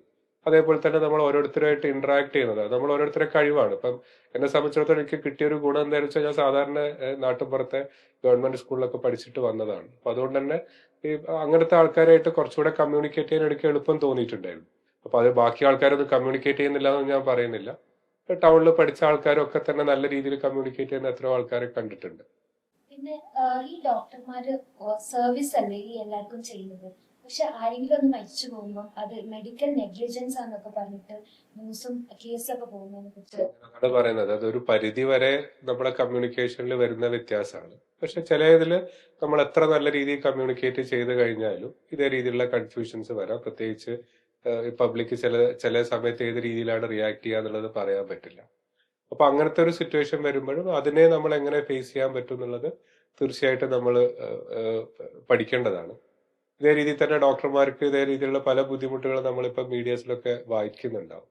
പക്ഷെ അതൊക്കെ വളരെ ഐസൊലേറ്റഡ് ആയിട്ടുള്ള ഒരു ഇൻസിഡൻസ് ആണ്. നമ്മൾ എത്രയോ ലക്ഷക്കണക്കിന് രോഗികളെ ചികിത്സിക്കുമ്പോഴാണ് അങ്ങനത്തെ വളരെ അപൂർവം അങ്ങനത്തെ ഇൻസിഡൻസ് ഉണ്ടാവുന്നത്. പ്രത്യേകിച്ച് കേരളത്തിൽ ബുദ്ധിമുട്ടുകൾ ഉണ്ടെങ്കിൽ കൂടെ ഇപ്പോഴും ഡോക്ടർമാർക്ക് സമൂഹത്തിൽ നല്ല രീതിയിലൊരു ഒരു വില സമൂഹം കൊടുക്കുന്നുണ്ട്. അതേപോലെ തന്നെ തിരിച്ച് അങ്ങോട്ടും അത് കുറച്ചുകൂടെ ട്രാൻസ്പെറന്റ് ആയി നമ്മൾ അത് കാര്യങ്ങൾ പറഞ്ഞ് മനസ്സിലാക്കാനും നമ്മൾ ചെയ്യുന്ന കാര്യങ്ങൾ എത്തിക്കലായി ചെയ്യുകയും ചെയ്തു കഴിഞ്ഞാൽ ഇത് വലിയ രീതിയിലൊരു ബുദ്ധിമുട്ടുണ്ടാവുമെന്ന് എനിക്ക് തോന്നുന്നില്ല. നമ്മൾ പല സ്ഥലത്തും എന്താ പറയാ ഈ പേഷ്യൻസിന്റെ ബന്ധുമിത്രാദികളൊക്കെ ചേർന്ന് എന്താ പറയാ ഡോക്ടർ അല്ലെങ്കിൽ ഡോക്ടറിന്റെ ക്ലിനിക്ക് തച്ചു പൊളിക്കുക, അല്ലെങ്കിൽ അതിന് നേരെ എന്തെങ്കിലും സമരം ചെയ്യുക. അപ്പൊ ഇത്രയും ഒരു വലിയ ഡിവോഷൻ ചെയ്ത് ഈ ഒരു ഫീൽഡിലേക്ക് ഇറങ്ങി ഇവര് എഗെയിൻ ക്രിറ്റിസൈസ് ചെയ്യപ്പെടുന്ന ഒരു അത് ഡോക്ടർമാരെ മാത്രം അങ്ങനെ നമുക്ക് പറയാൻ പറ്റില്ല. അതിപ്പോ ഏത് പ്രൊഫഷൻ ആണെങ്കിലും അങ്ങനെ ക്രിറ്റിസിസം വരാറുണ്ട്. ഇപ്പൊ ഡോക്ടർമാരാരും ക്രിട്ടിസൈസ് ചെയ്യാൻ പാടില്ല എന്നൊന്നും ഞാൻ വിചാരിക്കുന്നില്ല. ഇപ്പൊ ഒരു പോലീസ് ഓഫീസറാണ് നമ്മൾ കാണാറുണ്ട്, അവർക്കെതിരെ ആരോപണങ്ങൾ വരാം. ഈ സിവിൽ സർവീസ് ഓഫീസേഴ്സിനെതിരെ വലിയ രീതിയിലുള്ള ഇഷ്യൂസ് വരാറുണ്ട്. പൊളിറ്റീഷ്യൻസിന്റെ നേരെ നമ്മൾ കാണാറുണ്ട്. അപ്പൊ അത് ഏത് പ്രൊഫഷനിലും അത് ഉണ്ടാവാം. ചിലപ്പോൾ നമ്മൾ ചില ജനങ്ങളായിട്ട് നേരിട്ട് കമ്മ്യൂണിക്കേറ്റ് ചെയ്യാത്ത ചില മേഖലകളിൽ ചിലപ്പോൾ ഉണ്ടാവില്ല. അല്ലാത്ത മേഖലകളിലൊക്കെ ആ രീതിയിലുള്ള വ്യത്യാസം വരാം. എന്നാലും താങ്കൾ പറഞ്ഞ പോയിന്റ് വളരെ വാലിഡ് ആണ്. നമ്മൾ വളരെ ആത്മാർത്ഥമായിട്ട് ഒരു കാര്യം ചെയ്യുകയും അതിനെ വേറൊരു രീതിയിലേക്ക് തെറ്റിദ്ധരിക്കപ്പെട്ട് അല്ലെങ്കിൽ വേറെ രീതിയിലേക്ക് പ്രൊജക്ട് ചെയ്ത് നമ്മളെ ഒരു കുറ്റാരോപിതരാക്കുകയോ അല്ലെങ്കിൽ നമ്മൾ അനാവശ്യമായിട്ട് ബ്ലെയിം ചെയ്യുകയോ ചെയ്യുമ്പോൾ തീർച്ചയായിട്ടും നമുക്ക് അതിന്റെ മാനസിക വിഷമം ഉണ്ടാവാം. പക്ഷെ അതൊക്കെ ഞാൻ ഈ പറഞ്ഞ രീതിയിൽ നമ്മൾ മീഡിയയിൽ കാണുന്ന ഇൻസിഡൻസ് ഒക്കെ തന്നെ ഉള്ള ഇൻസിഡൻസ് ആണ്. ഞാൻ അതല്ല പറഞ്ഞത്. അത് ഞാൻ നേരത്തെ പറഞ്ഞ പോലെ എത്രയോ ആൾക്കാർ നല്ല രീതിയിൽ ബിഹേവ് ചെയ്യുമ്പോൾ വളരെ അപൂർവമായിട്ട് നടക്കുന്ന ഐസൊലേറ്റഡ് ആയിട്ടുള്ള ഇൻസിഡൻസ് ആണത്. അപ്പൊ അത് വെച്ചിട്ട് നമ്മൾ ഡോക്ടർമാരെ ഈ പ്രൊഫഷൻ എടുത്തു കഴിഞ്ഞാൽ അങ്ങനെ ബുദ്ധിമുട്ടിലേക്ക് പോകുന്നൊന്നും പേടിക്കേണ്ട കാര്യമില്ല. ഇപ്പോഴും കേരളത്തിൽ നമുക്ക് വളരെ സേഫ് ആയിട്ട് തന്നെ പ്രാക്ടീസ് ചെയ്യാൻ പറ്റും എന്നാണ് ഞാൻ വിചാരിക്കുന്നത്. ഈ MBBS കരിക്കുലം അതൊക്കെ ലേണിംഗ് ഒക്കെ കഴിഞ്ഞ ശേഷം പ്രാക്ടിക്കലി അതിലേക്ക് വരുമ്പോൾ ആ ഒരു മൈൻഡ് സ്ട്രെങ്ത് നമ്മൾ ക്രിയേറ്റ് ചെയ്യൂലേ. നമ്മൾ ഒരു ഡെഡ് ഓർഗാനിസത്തിൽ നിന്ന് നമ്മൾ പഠിച്ച് അത് ലിവിങ് ഹ്യൂമൻ ബീങ്സിലേക്ക് നമ്മൾ പ്ലേ ചെയ്യാണ്. ഇവരെല്ലാം ലൈഫ് വെച്ചിട്ടല്ലേ നമ്മൾ ഇതാക്കുന്നത്. അപ്പോൾ ആ ഒരു മൈൻഡ് സ്ട്രെങ്ത് എങ്ങനെ നമ്മൾ ക്രിയേറ്റ് ചെയ്യാം? അതൊന്നും എനിക്ക് തോന്നുന്നില്ല. ഇപ്പൊ ഒരു ഡോക്ടറും അതൊന്നും അങ്ങനെ ഒരു പർപ്പസ്ഫുള്ളി എന്തെങ്കിലും ചെയ്തിട്ട് വരുന്നതായിരിക്കില്ല. അതിപ്പോ നമ്മൾ ഇതേപോലെ ഒരു സൂപ്പർ സ്പെഷ്യലിസ്റ്റ് ആവുന്ന സമയത്ത് ഏകദേശം നമ്മൾ 5 വർഷം MBBS പഠിക്കുന്നു, ഇന്റേൺഷിപ്പ് പഠിക്കുന്നു, പിന്നെ ചിലപ്പോൾ കുറച്ച് പ്രാക്ടീസ് ചെയ്യുന്നു, വീണ്ടും 3 വർഷം MD പഠിക്കുന്നു, പിന്നീട് വീണ്ടും കുറച്ച് പ്രാക്ടീസ് ചെയ്യുന്നു, അടുത്തൊരു 3 വർഷം വീണ്ടും അടുത്ത സൂപ്പർ സ്പെഷ്യലൈസേഷൻ പഠിക്കുന്നു. അപ്പൊ ഇതിന്റെ ഒരു സമയത്തിന്റെ ഉള്ളിൽ കൂടെ തന്നെ നമ്മൾ പല സിറ്റുവേഷനായിട്ടും നമ്മളെ സീനിയേഴ്സ് ഇങ്ങനെ ഇത്തരം കാര്യങ്ങൾ എങ്ങനെയാണ് ചെയ്യുന്നതും ടീച്ചേഴ്സ് എങ്ങനെയാണ് ചെയ്യുന്നതും ഒക്കെ കണ്ടിട്ട് കണ്ടും കേട്ടും ചെയ്തും പഠിക്കുന്നതാണ്. ഇത് പ്രാക്ടിക്കലാണ്, നമ്മൾ വായിച്ച് മാത്രം പഠിക്കുന്നതല്ല. അപ്പൊ അതുകൊണ്ട് തന്നെ നമുക്ക് ഒരു ഡോക്ടർക്ക് ഞാൻ വിചാരിക്കുന്നത്, ഞാൻ നേരത്തെ പറഞ്ഞ രീതിയിൽ കാര്യങ്ങളൊക്കെ കേൾക്കാനും ഒരു രോഗീന്റെ അടുത്ത് കേൾക്കാനും മനസ്സിലാക്കാനും ഒക്കെ ഉള്ള ഒരു മാനസിക നില വേണം നമുക്ക്. അതിന് ക്ഷമ വേണം. അതേപോലെ തന്നെ നമുക്ക് പഠിച്ച കാര്യങ്ങളും നമ്മൾ വായിച്ച കാര്യങ്ങളും ഒക്കെ അപ്ലൈ ചെയ്യാനുള്ള ഒരു കോമൺ സെൻസ് എന്നേ ഞാൻ പറയുള്ളൂ. അത് വലിയ ബുദ്ധിമാനൊന്നും ആവണമെന്നില്ല. അതിനെ നമുക്ക് പ്രോപ്പറായിട്ട് നമുക്ക് അനലൈസ് ചെയ്യാനുള്ള ഒരു കോമൺ സെൻസ് നമുക്ക് ഉണ്ടാവണം. ഇത് അങ്ങനെ ആകുമ്പോഴേ നമുക്ക് പല കാര്യങ്ങളും ഒരുമിച്ച് ചെയ്യാൻ പറ്റുള്ളൂ. അതേപോലെ നമ്മൾ ചെയ്യുന്ന കാര്യങ്ങൾ നമ്മൾ ആത്മാർത്ഥമായിട്ട് എത്തിക്കലായിട്ടും ചെയ്യണം. ഇത് മാത്രം പോലെ നമുക്ക് എപ്പോഴും നമ്മൾ മെഡിക്കൽ സയൻസ് എന്ന് പറഞ്ഞു കഴിഞ്ഞാൽ എല്ലാ ദിവസവും മാറിക്കൊണ്ടിരിക്കുന്ന ഒരു സയൻസ് ആണ്. പുതിയ പുതിയ കാര്യങ്ങൾ വരികയാണ്. ഞാനൊക്കെ MBBS പഠിക്കുന്ന സമയത്ത് നമുക്ക് ബുക്കിൽ ഏതെങ്കിലും ലൈബ്രറിയിൽ പോയിട്ട് റെഫർ ചെയ്യുക, അല്ലെങ്കിൽ ഒരു ജേർണൽ വേണമെങ്കിൽ ലൈബ്രറിയിൽ പോയിട്ട് റെഫർ ചെയ്യുക, ആ രീതിയിലായിരുന്നു നമുക്ക് ഉണ്ടായിരുന്നത്.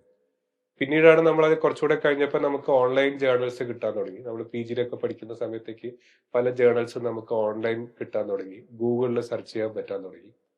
കുറച്ചുകൂടെ കഴിഞ്ഞപ്പോൾ നമുക്ക് അപ് ടു ഡേറ്റ് മാതിരി കുറെ ആപ്പ് വരാൻ തുടങ്ങി. നമുക്ക് പല സബ്ജക്റ്റിനെ പറ്റി നമുക്ക് അതിനകത്ത് മെഡിക്കൽ കുറെ കാര്യങ്ങൾ മിക്സ് ചെയ്തിട്ട് കിട്ടും.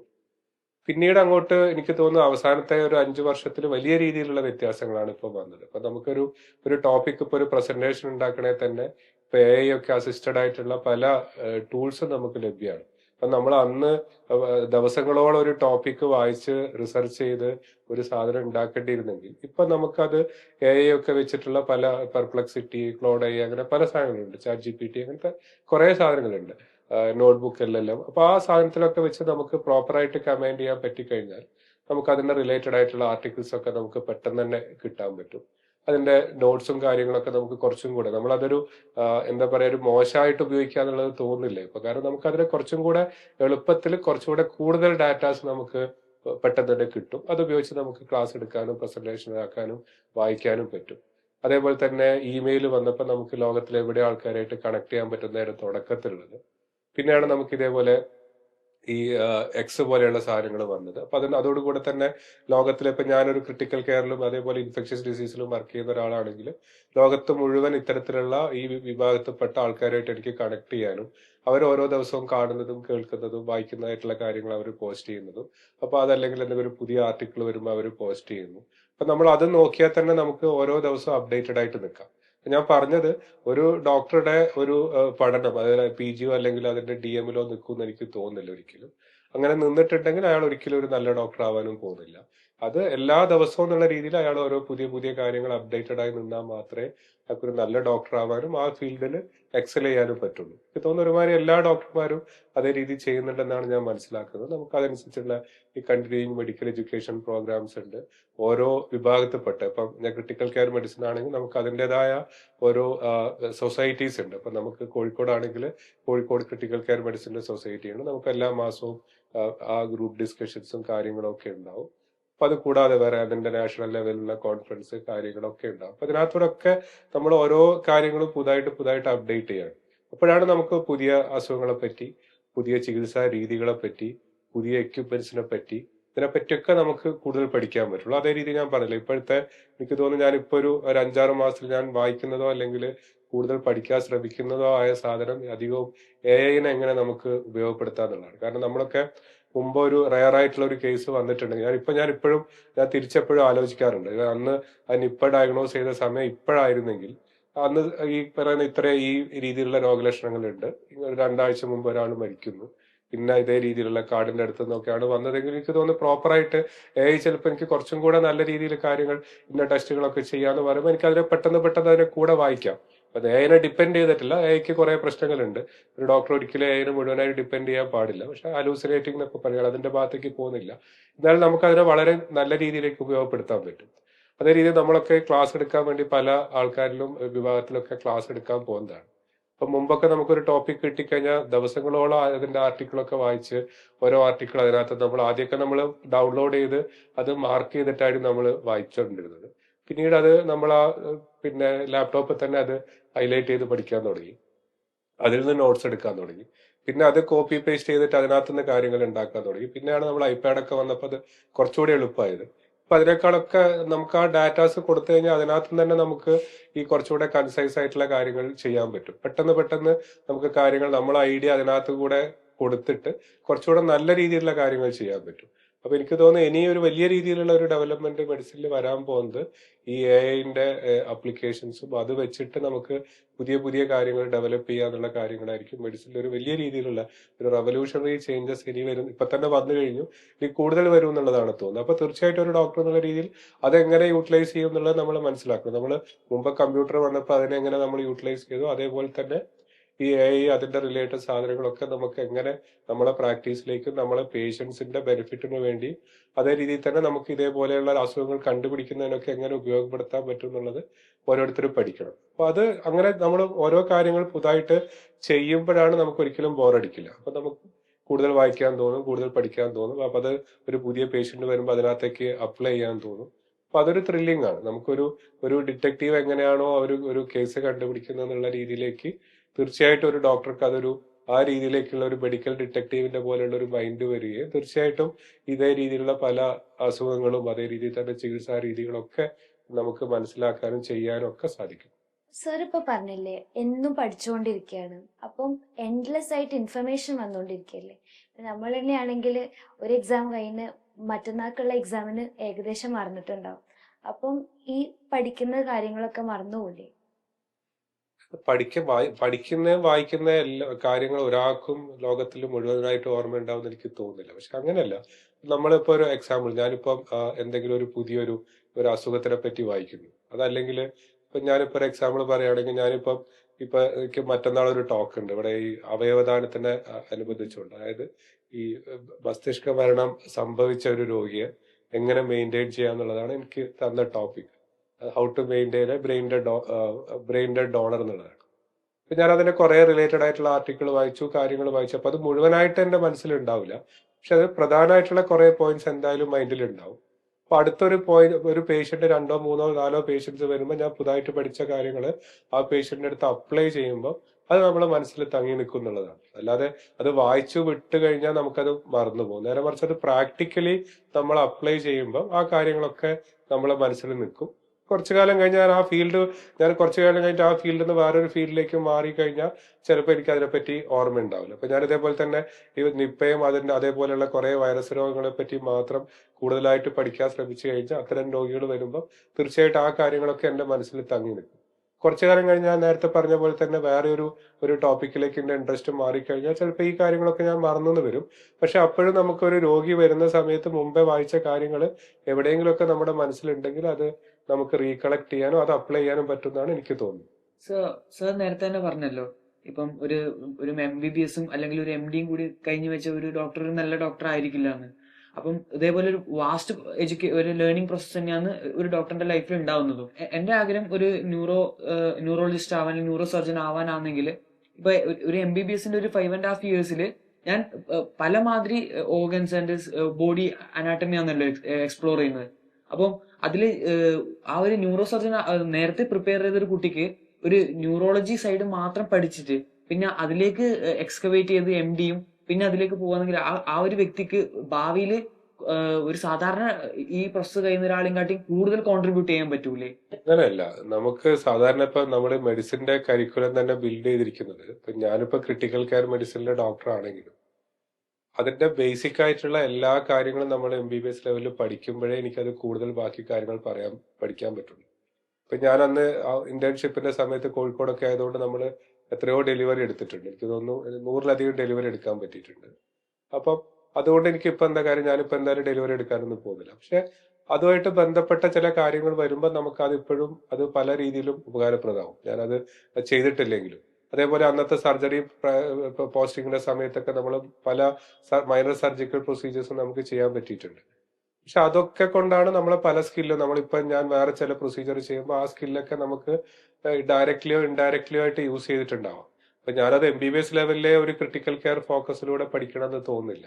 നേരെ മറിച്ച് MBBSന്റെ കരിക്കുലത്തിലുള്ള എല്ലാ ഈ ക്ലിനിക്കൽ സ്പെഷ്യാലിറ്റി ആയാലും അതേപോലെ തന്നെ ഈ പ്രീ ക്ലിനിക്കൽ ആണെങ്കിലും നോൺ ക്ലിനിക്കൽ ആണെങ്കിലും ഉള്ള കാര്യങ്ങളൊക്കെ പഠിച്ചു കഴിഞ്ഞിട്ടാണ് നമ്മൾ അടുത്ത ലെവലിലേക്ക് പോവുക. അപ്പൊ നിങ്ങൾ MBBSന് കിട്ടിക്കഴിഞ്ഞാൽ ഫസ്റ്റ് ഇയറിൽ നമ്മൾ അധികവും നമ്മൾ പഠിക്കാൻ പോകുന്നത് പിന്നെ ബയോകെമിസ്ട്രി, അനാട്ടമി, ഫിസിയോളജി എന്നുള്ളതാണ്. ഇപ്പോഴും നമ്മളെ മെഡിസിന്റെ ഒരു അടിസ്ഥാന കാര്യമായിട്ട് എല്ലാവരും പറയുന്നത് നമ്മൾ ഫിസിയോളജിയാണ്. കാരണം നമ്മളൊരു ഹ്യൂമൻ ബീങ്ങിന്റെ ഫിസിയോളജി കൃത്യമായിട്ട് മനസ്സിലാക്കി കഴിഞ്ഞാൽ മാത്രമേ അതിന്റെ ആ ഫിസിയോളജിയിൽ വരുന്ന വ്യത്യാസങ്ങൾ നമുക്ക് മനസ്സിലാക്കാൻ പറ്റുള്ളൂ. അപ്പൊ നമ്മൾ ക്രിട്ടിക്കൽ കെയർ എന്ന് പറഞ്ഞാൽ ഞാൻ നേരത്തെ പറഞ്ഞു സൂപ്പർ സ്പെഷ്യാലിറ്റിയാണ്. അപ്പൊ നമ്മളെ ഇപ്പോഴും ക്രിട്ടിക്കൽ കെയർ മെഡിസിന്റെ അടിസ്ഥാന തത്വം തന്നെ ഒരു രോഗിയും രോഗം കൊണ്ട് മാത്രം മരിക്കുന്നില്ല. No patients are dying because of their disease alone, they are dying because of physiological abnormalities. അപ്പൊ അതുകൊണ്ട് തന്നെ നമുക്ക് ഫിസിയോളജി നമ്മളെ അടിസ്ഥാനമായിട്ടുള്ള കാര്യം സ്ട്രോങ് ആണെങ്കിൽ മാത്രമേ നമുക്ക് അതിന്റെ വ്യത്യാസങ്ങളും കാര്യങ്ങളൊക്കെ നമുക്ക് കൂടുതലായിട്ട് പഠിക്കാൻ പറ്റും. അതേപോലെ ഒരു സർജിക്കൽ ഫീൽഡാണ്, നമ്മൾ അതിന്റെ അനാട്ടമി രോഗിയുടെ എല്ലാ വ്യത്യാസങ്ങളും അതേപോലെ അതിന്റെ ഫിസിയോളജിയും ഈ ബയോകെമിസ്ട്രിയും ഒക്കെ വെച്ചിട്ടാണ് നമ്മൾ അടുത്ത ലെവലിലേക്ക് പോവുക. അതേ രീതിയിൽ തന്നെ നമ്മൾ ഈ ഫാർമക്കോളജിയും മൈക്രോബയോളജിയും ഒക്കെ പഠിക്കുമ്പോൾ നമുക്ക് പിന്നീട് എന്താ ആവശ്യം നമ്മൾ അപ്പോൾ പലപ്പോഴും തോന്നും. പക്ഷെ അന്നത്തെ ആ ഫാർമക്കോളജിയും മൈക്രോബയോളജിന്റെ മുകളിലൊക്കെയാണ് നമ്മൾ ഇപ്പോഴും ICUവിൽ വർക്ക് ചെയ്യുമ്പോഴും പല ഡ്രഗ്സിനെ പറ്റി നമ്മൾ പഠിക്കാൻ പറ്റുന്നത്. അതല്ലെങ്കിൽ ഞാൻ നേരത്തെ പറഞ്ഞ പോലെയുള്ള വൈറസ് രോഗങ്ങളെ പറ്റിയൊക്കെ വരുമ്പോൾ നമുക്ക് അതിന്റെ അടിസ്ഥാനമായിട്ടുള്ള കാര്യങ്ങളൊക്കെ അവിടെ നിന്നാണ് തുടങ്ങുന്നത്. അപ്പൊ അതുകൊണ്ട് തന്നെ നമുക്ക് ഓരോ ന്യൂറോ സർജൻ ആണെങ്കിൽ ബേസിക്കലി ഉള്ള ഈ MBBS ലെവലിലുള്ള കാര്യങ്ങളൊക്കെ പഠിച്ചിട്ട് തന്നെ അടുത്ത സർജിക്കൽ ലെവലിലേക്കും പിന്നീട് സൂപ്പർ സ്പെഷ്യാലിറ്റി ലെവലിലേക്കും പോവാം. അതിനകത്ത് ഒരു വ്യത്യാസം ഉള്ളതെന്ന് വെച്ച് കഴിഞ്ഞാൽ നിങ്ങൾ സ്പെസിഫിക് ആയിട്ട് ന്യൂറോ സർജറി എന്ന് പറഞ്ഞതുകൊണ്ടാണ് ഇപ്പൊ ഇന്റഗ്രേറ്റഡ് കോഴ്സസ് ഉണ്ട്. ഓൾ ഇന്ത്യ ഇൻസ്റ്റിറ്റ്യൂട്ടിലൊക്കെ ഉണ്ട്. ഈ DNB തന്നെ പിന്നെ 6 ഇയർ കോഴ്സ് ഉണ്ട്. അപ്പൊ നമ്മള് 3 വർഷം MD പിന്നെ 3 വർഷം ഈ DM അല്ല MCH അല്ല പഠിക്കുന്നതിന് പകരം നമുക്ക് ഇതേ രീതിയിൽ തന്നെ ഒരുമിച്ച് ചെയ്യാൻ പറ്റുന്ന 6 വർഷത്തെ കോഴ്സ് ഉണ്ട്. അപ്പൊ അതാകുമ്പോൾ നമുക്ക് കുറച്ചും കൂടെ അതിനകത്ത് നമുക്ക് വേണമെങ്കിൽ ഡീപ്പായിട്ട് പഠിക്കാൻ പറ്റും. അപ്പൊ അങ്ങനെ വേണമെങ്കിൽ നമുക്ക് പറയാം. അല്ലാതെ MBBSലെ നമ്മള് ന്യൂറോ സർജറി പഠിച്ചു പോവാന്നുള്ള ഒരു കൺസെപ്റ്റ് ഉണ്ടെന്ന് എനിക്ക് തോന്നുന്നില്ല. നമ്മളെ പോലത്തെ നീറ്റ് ആസ്പിറന്റിന് സാർക്ക് ലൈക്ക് ഇനി വരാൻ പോകുന്ന ഡോക്ടേഴ്സ് എന്നുള്ള സാർക്ക് എന്ത് അഡ്വൈസ് നമുക്ക് തരാനുള്ളൂ? അങ്ങനെയല്ല, നമ്മൾ ഏത് ഫീൽഡിലായാലും ഇപ്പൊ ഞാനിപ്പോഴും വിചാരിക്കുന്നില്ല ഡോക്ടറായാൽ മാത്രമേ നമുക്ക് നല്ല രീതിയിൽ ജീവിക്കാൻ പറ്റുള്ളൂ, അല്ല ഡോക്ടർ MBBS കിട്ടിയിട്ടില്ലേ നമ്മുടെ ലൈഫ് പോയി എന്നൊന്നും ഞാൻ ഇപ്പോഴും വിചാരിക്കുന്നില്ല. പക്ഷെ ഇപ്പോഴും പലരും പറയാറുണ്ട്, ഇപ്പൊ നമ്മൾ പഴയ പോലെയല്ല. ഞാനൊക്കെ പഠിച്ച കാലത്തിനെ അപേക്ഷിച്ച് ഇപ്പൊ ഓപ്പർച്യൂണിറ്റി വളരെ കുറവാണ്. ഇപ്പൊ നമ്മൾ പത്രത്തിലൊക്കെ നോക്കി കഴിഞ്ഞാൽ MBBS കഴിഞ്ഞ ആൾക്കാർ വെറുതെ നടക്കുകയാണ്, MD കഴിഞ്ഞ ആൾക്കാർക്ക് ജോലിയില്ല. അപ്പൊ അതൊക്കെ ആൾക്കാർ പറയുന്നുണ്ടെങ്കിലും എനിക്ക് തോന്നുന്നില്ല അങ്ങനെ എന്തെങ്കിലും ഒരു ജോലിക്കൊന്നും ഒരു ബുദ്ധിമുട്ട് ഇപ്പോഴും MBBS കഴിഞ്ഞ ആൾക്കാർക്ക് ഉണ്ടെന്ന്. അതേപോലെ ഞാൻ ഇപ്പോഴും വിശ്വസിക്കുന്നത് നമ്മളെ നാട്ടില് ഒന്ന് ജോബ് ഓപ്പർച്യൂണിറ്റി. ഇപ്പൊ നമുക്കൊരു എഞ്ചിനീയർക്ക് നമ്മളെ നാട്ടിൽ എത്ര ജോലി കിട്ടാൻ സാധ്യതയുണ്ട്, അതിനേക്കാൾ എത്രയോ കൂടുതലാണ് ഒരു ഡോക്ടർക്ക് ജോലി കിട്ടാനുള്ളത്. നമ്മൾ പുറത്തേക്ക് പോകുന്ന വേറെ കാര്യം. ഇപ്പൊ എഞ്ചിനീയർസിനൊക്കെ പുറത്തേക്ക് പോയാൽ കുറെ ജോബ് ഓപ്പർച്യൂണിറ്റീസ് ഉണ്ട്. പക്ഷെ നാട്ടിൽ തന്നെ നല്ല രീതിയിലുള്ള ഒരു ജോബ് ഓപ്പർച്യൂണിറ്റി, അതേ രീതിയിൽ തന്നെ ഈ സമൂഹത്തിൽ നമുക്കുള്ള ഒരു റെക്കഗ്നീഷൻ, അതൊക്കെ വളരെ നല്ല രീതിയിൽ തന്നെ ഡോക്ടർക്ക് ഉണ്ടെന്നാണ് എനിക്ക് തോന്നുന്നത്. അതേപോലെ തന്നെ റെമ്യൂണറേഷൻ. ഇപ്പൊ സാലറീന്റെ ഇത് നോക്കിക്കഴിഞ്ഞാൽ ഞാനൊരു പ്രൈവറ്റ് മേഖലയിൽ വർക്ക് ചെയ്യുന്ന ഒരു ഡോക്ടറാണ്. എനിക്ക് ഇപ്പോഴും അഭിമാനത്തോടു കൂടെ പറയാൻ പറ്റും, ഇപ്പൊ ഗവൺമെന്റ് സെക്ടറിലെ ഏറ്റവും ഹയസ്റ്റ് ആയിട്ടുള്ള പോസ്റ്റിൽ നിൽക്കുന്ന ആൾക്കാർ വാങ്ങുന്നതിനേക്കാളും എത്രയോ കൂടുതൽ സാലറി ഞാനിപ്പോ വാങ്ങുന്നുണ്ട്. അപ്പൊ അതുകൊണ്ട് തന്നെ ആ രീതിയിൽ നോക്കിക്കഴിഞ്ഞാലും നമ്മളൊരു ഇൻകത്തിന്റെ ബേസിൽ നോക്കിക്കഴിഞ്ഞാൽ, നമ്മൾ അങ്ങനെ ഇൻകത്തിന്റെ ബേസിൽ മാത്രം നോക്കണം എന്നല്ല ഞാൻ പറയുന്നത്, ആ രീതിയിൽ നോക്കിക്കഴിഞ്ഞാലും നല്ലതാണ്. അതിനകത്ത് കുഴപ്പമായിട്ട് നമുക്ക് പറയാൻ പറ്റും. സർ, ഒരു കോവിഡ് ബേസ്ഡ് ഒരു ക്വസ്റ്റ്യൻ സാറിനോട് ചോദിക്കാം. വെച്ചാല് നോർമലി ഞാൻ നോക്കിയതെടുത്തോളം ഈ വാക്സിനേഷൻസ് യൂഷ്വലി ഒരു 10 to 15 ഇയേഴ്സ് വരെ നീളാറുണ്ട്. അപ്പൊ ഒരു 2 മുതൽ 4 വർഷം വരെ റിസർച്ചിന്, പിന്നെ ഒരു 2 വർഷം പ്രീ ക്ലിനിക്കൽ, പിന്നെ ഒരു 10-12 വർഷം അങ്ങനെ പോസ്റ്റ് ക്ലിനിക്കൽ അങ്ങനെ റിസർച്ച് പോയി മിനിമം ഒരു 10-15 വർഷം ഇതിന്റെ പിന്നാലെ ഒരു പ്രോപ്പർ വാക്സിനിലേക്ക് പോകാറുണ്ട്. പക്ഷെ ഇപ്പൊ നമ്മുടെ ഈ കോവിഷീൽഡ് കോവാക്സിൻ എല്ലാം 2020 മാർച്ചിൽ റിപ്പോർട്ട് ചെയ്തത് നമ്മൾ ഏകദേശം ഒരു 2021 ജനുവരി ആകുമ്പോഴത്തേക്ക് തന്നെ ഇതിന് ഒരു ക്യൂർ എന്ന് പറഞ്ഞിട്ട് നമ്മൾ വാക്സിൻ തന്നെ പറഞ്ഞ് നമ്മൾ സപ്ലൈ ചെയ്യാൻ തുടങ്ങി. അത് നടക്കും ഏകദേശം ഒരു വർഷത്തെ ടൈം പീരീഡ് ആണ്. അതേപോലെ തന്നെ ഇതിന് പിന്നീട് mRNA ബേസ്ഡ് കോവിഡ് വാക്സിൻസിൽ എന്താന്ന് വെച്ചാൽ മയോകാർഡിയൈറ്റിസ് അഥവാ ഹേർട്ട് ടിഷ്യൂസിന് ഇൻഫ്ലെയിം ചെയ്യാനുള്ള ഒരു സാധ്യതയും ഉണ്ട് എന്ന് പിന്നീടാണ് അത് കണ്ടുപിടിക്കുന്നത്. അപ്പം ഇതൊരു വാക്സിൻ എന്ന് പറഞ്ഞാൽ സപ്ലൈ ചെയ്യാൻ അന്നത്തെ എടുത്ത ഡിസിഷൻ ജനങ്ങൾക്കിടയിൽ ഒരു പ്ലസീബോ എഫക്ട് ഉണ്ടാക്കി അവരിൽ ഒരു പാനിക് ഒരു വലിയ മാസ് പാനിക് ഒഴിവാക്കാൻ വേണ്ടിയിട്ട് ഒരു വാക്സിൻ സപ്ലൈ ഉണ്ടാക്കിയതാണോ, അല്ല ജസ്റ്റ് ഒരു ബൂസ്റ്റർ ഡോസ് എന്നുള്ള ഒരു അർത്ഥത്തില്? ഒരിക്കലും അല്ല. കാരണം നമ്മളത് ഇന്ത്യയിലോ അല്ലെങ്കിൽ ഏതെങ്കിലും ഓക്സ്ഫോർഡ് യൂണിവേഴ്സിറ്റിയിലോ മാത്രമല്ല, ലോകത്തിലെ പല ഭാഗങ്ങളിലും പാരലി വാക്സിൻ ഡെവലപ്പ് ചെയ്തിട്ടുണ്ടായിരുന്നു. പല ടൈപ്പുള്ള വാക്സിൻ, നേരത്തെ പറഞ്ഞ പോലെ ഇനാക്ടിവേറ്റഡ് വൈറസ് വന്നു, അതേപോലെ വെക്ടർ വാക്സിൻ വന്നു. നമ്മൾ ഇതേമാതിരി വെക്ടേഴ്സിന് ഉപയോഗിച്ചിട്ട് വൈറൽ പാർട്ടിക്കിൾ ഉപയോഗിച്ച് ഇതാക്കാം. mRNA വാക്സിൻ വന്നു, പല രീതിയിലുള്ള വാക്സിനുകൾ വന്നിട്ടുണ്ട്. അപ്പൊ അതൊക്കെ നമ്മൾ ഉപയോഗിക്കുന്നതിന്റെ മുമ്പേ ആ വാക്സിന് നമ്മുടെ ശരീരത്തിലുള്ള ഒരു പ്രതിരോധ പ്രവർത്തനം ഉണ്ടാക്കാൻ പറ്റുന്നുള്ളതും അതിന് ഇമ്മ്യൂണിറ്റി ഡെവലപ്പ് ചെയ്യാൻ പറ്റുന്നുള്ള പ്രൂവ് ചെയ്ത ശേഷമാണ് നമ്മൾ അടുത്ത ലെവൽ ട്രയലിലേക്ക് പോകുന്നത്. അപ്പൊ അടുത്ത ലെവൽ ട്രയലിൽ നമുക്ക് അതിന്റെ ഈ എഫക്റ്റീവ്നെസ് ഉണ്ട്, പ്രിവെന്റ് ചെയ്യാൻ പറ്റുമെന്ന് മനസ്സിലാക്കുകയും അതിന്റെ അടുത്ത വലിയ ലെവൽ ട്രയലിലാണ് നമുക്ക് എന്തെങ്കിലും അഡ്വേഴ്സ് ഇവന്റ്സ് ഉണ്ടോ എന്ന് പറയാൻ പറ്റും. മയോകാർഡൈറ്റിസ് എന്നൊക്കെ പറഞ്ഞാൽ നമ്മൾ അന്ന് അറിയാം, ലോകത്തിലെ മുഴുവൻ ഈ കോടിക്കണക്കിന് ആൾക്കാർക്ക് കൊടുത്തപ്പം പെരലിൽ എന്താവുന്ന കുറച്ച് ആൾക്കാർക്ക് മാത്രമാണ് വന്നത്. ഇത്രയും വലിയൊരു മാസ് ക്യാമ്പയിൻ വാക്സിനേഷൻ മുമ്പ് എപ്പോഴെങ്കിലും നടന്നതായിട്ട് അറിയില്ല. അപ്പൊ അതിന്റെ കൂടെ വന്ന വളരെ കുറച്ച് നമ്പർ കേസിനെ അത് മീഡിയാസ് എക്സാജറേറ്റ് ചെയ്ത് കാണിക്കുന്നതോ അല്ലെങ്കിൽ ആൾക്കാർ അതിനെ തെറ്റായിട്ട് ഇന്റർപ്രിറ്റ് ചെയ്യുകയോ ചെയ്തതാണ്. അതല്ലെങ്കിൽ തീർച്ചയായിട്ടും കാരണം ഞാൻ ICUവിൽ വർക്ക് ചെയ്യുന്ന ഡോക്ടർ ആയതുകൊണ്ട് ഞാൻ അതിന്റെ ആദ്യത്തെ ഫേസിൽ രോഗികൾക്ക് ഉണ്ടാവുന്ന ഗുരുതരാവസ്ഥയും പിന്നീട് വാക്സിൻ ഉപയോഗിക്കാൻ തുടങ്ങിയ ശേഷം അതിന്റെ സിവിയറിറ്റി എത്ര കണ്ട് കുറയുന്നു എന്നുള്ളത് നമ്മൾ നേരിട്ട് കണ്ട ആൾക്കാരാണ്. ഇപ്പോഴും നമുക്ക് കോവിഡ് പേഷ്യൻസ് വരാറുണ്ട്. ഇപ്പോഴൊക്കെ വരുമ്പോൾ അതിന്റെ സിംറ്റംസ് എത്രയോ മൈൽഡാണ്. അതിനുള്ള കാരണം ഒന്ന്, ആൾക്കാർ ഇൻഫെക്ഷൻ കൊണ്ട് നേടിയ ഇമ്മ്യൂണിറ്റി, രണ്ടാമത്തേത് ഒബ്വിയസ്ലി നമ്മൾ ഇതേപോലെ വാക്സിനേഷൻ കൊണ്ട് ഉണ്ടാക്കിയ ഇമ്മ്യൂണിറ്റി. അപ്പൊ ഇതിന്റെ ആ ഇമ്മ്യൂണിറ്റി കൊണ്ട് തന്നെയാണ് നമുക്ക് ആ വൈറസിനെ പിടിച്ചു നിർത്താൻ സാധിച്ചത്. അപ്പൊ ആ വാക്സിന്റെ എഫക്റ്റീവ്നെസിനെ പറ്റിയോ അങ്ങനത്തെ കാര്യങ്ങളിലൊന്നും യാതൊരുവിധ സംശയങ്ങളോ ആൾക്കാർക്ക് ഉണ്ടായിട്ടില്ല. പിന്നീട് എവിടെയാണ് വ്യത്യാസം വന്നതെന്ന് വെച്ച് കഴിഞ്ഞാൽ ഏത് വൈറസ് ആണെങ്കിലും അത് കാലം മുമ്പോട്ട് പോകുന്നതനുസരിച്ച് വൈറസിനകത്ത് ചില ജനിതക വ്യത്യാസം അല്ലെങ്കിൽ മ്യൂട്ടേഷൻ വരെയും അത് നമ്മളെ ഇമ്മ്യൂണിറ്റീനെ, നമ്മളെ ഹേർഡ് ഇമ്മ്യൂണിറ്റീനോ അല്ലെങ്കിൽ നമ്മൾ ഇതേപോലെ ഈ വാക്സിൻ ഇൻഡ്യൂസ്ഡ് ഇമ്മ്യൂണിറ്റീനോ അതിനെ ഓവർകം ചെയ്യാനുള്ള കഴിവ് വരും. അത് നമ്മൾ ലോകത്തിലുള്ള ഒരു ഒരു ഒരു ഏത് ഓർഗാനിസം ആണെങ്കിലും ഉണ്ടാവുന്ന ഒരു നമ്മൾ കാണുന്ന ഒരു പ്രതിഭാസമാണ്. അപ്പൊ അതുകൊണ്ടാണ് അതിന് പിന്നീട് ചില ഈ വൈറസിന്റെ പുതിയ വകഭേദങ്ങൾക്ക് ഈ വൈറസ് ഈ ഞാൻ നേരത്തെ പറഞ്ഞ രീതിയിലുള്ള ഈ പ്രതിരോധ ശക്തി അത് ഞാൻ നേരത്തെ പറഞ്ഞ പോലെയുള്ള ഈ വാക്സിൻ കൊണ്ടുണ്ടാണെങ്കിലോ അല്ലെങ്കിൽ ഇൻഫെക്ഷൻ ഉണ്ടായതായിട്ടുള്ള പ്രതിരോധ ശക്തി ഓവർടേക്ക് ചെയ്യാൻ പറ്റിയത്, അല്ലെ ഓവർകം ചെയ്യാൻ പറ്റിയത്. അപ്പൊ അതിന്റെ അർത്ഥം ആദ്യത്തെ വാക്സിൻ അത് എഫക്റ്റീവ് ആയിട്ടില്ല എന്നുള്ളതല്ല. പണ്ട് കാലത്ത് ആൾക്കാർ കുളത്തിലൊക്കെ കുളിച്ചിട്ടുണ്ടായിരുന്നു. അപ്പം അമീബിക് മസ്തിഷ്ക ജ്വരം എന്ന് പറഞ്ഞ അസുഖം എന്തുകൊണ്ടാണ് ഇപ്പൊ ഭയങ്കരമായിട്ട് വരുന്നത്, കുളത്തുനിന്ന് വരുന്നതെന്നൊക്കെ പറയുന്നത്? പക്ഷെ പണ്ടും ആൾക്കാർ അങ്ങനെ ആയിരുന്നില്ലേ? പല രീതിയിലുള്ള തിയറി ഉണ്ട്. റെഡി, ഒരു കാര്യം കറക്റ്റ് ആണ്. നമ്മളിപ്പോ കേരളത്തിൽ അമീബിക് മസ്തിഷ്ക ജ്വരം അല്ലെങ്കിൽ അമീബിക് മെനിഞ്ചോ എൻസെഫലൈറ്റിസിന്റെ ഇൻസിഡൻസ് വളരെ കൂടിയിട്ടുണ്ട്. ഇപ്പൊ നമ്മൾ ഇപ്പോഴത്തെ പോസ്റ്റ് കോവിഡ് ടൈമിലാണ് അത് വളരെ കൂടിയത്. അപ്പൊ അതിന് പല രീതിയിലുള്ള തിയറി പറയപ്പെടുന്നുണ്ട്. അപ്പൊ നമുക്ക് അതിനകത്ത് തന്നെ പല ടൈപ്പുള്ള അമീബ ഉണ്ട്. ഞാനപ്പോ അതിന്റെ ഡീറ്റെയിൽസിലേക്ക് പോകുന്നില്ല. അപ്പൊ ആ ഓരോ അമീബയ്ക്കും അത് ഏത് രീതിയിലുള്ള വെള്ളത്തിലാണ് ഉണ്ടാവുക എന്നുള്ളതിനും വ്യത്യാസമുണ്ട്. അപ്പൊ തീർച്ചയായിട്ടും നമ്മളെ ഈ വാട്ടർ സോഴ്സ് കണ്ടാമിനേറ്റഡ് ആവുന്നതാണ് ഈ അമീബേന്റെ അളവ് കൂടാനുള്ള കാരണം. അത് ഒന്ന് നമ്മളെ ഈ കാലാവസ്ഥയിൽ ഉണ്ടായ വ്യതിയാനം, ഈ ഈ അന്തരീക്ഷ ഊഷ്മാവിൽ ഉണ്ടാവുന്ന വ്യതിയാനം, അതേപോലെ തന്നെ ഈ വെള്ളമൊക്കെ നമ്മൾ പലരും ഇതേമാതിരി മുമ്പേ നമ്മൾ വീട്ടിലൊക്കെ കിണറൊക്കെ ഉണ്ടായിരുന്നെങ്കിൽ അത് കിണറിൽ തന്നെ നമ്മൾ മുക്കിയിട്ടൊക്കെയാണ് വെള്ളമൊക്കെ ഇളകിക്കൊണ്ടിരിക്കുകയായിരുന്നു. അല്ലെങ്കിൽ കുളം ഉണ്ടെങ്കിൽ അത് എപ്പോഴും ആൾക്കാർ കുളിക്കുകയും ചാടുകയും ഉപയോഗിക്കുകയും ചെയ്യായിരുന്നു. ഇപ്പൊ അതൊന്നും ചെയ്യാതെ ആ വെള്ളം കെട്ടി നിൽക്കുന്ന രീതിയിലേക്ക് പോകാൻ തുടങ്ങി. ഇപ്പൊ പ്രത്യേകിച്ച് കേരളത്തിലാണെങ്കിൽ വലിയ കിണറും വലിയ കുളങ്ങളും ഒക്കെ ഉള്ളത്, അതൊന്നും ബാക്കി സ്ഥലങ്ങളിലൊന്നും അത്ര ഇല്ല.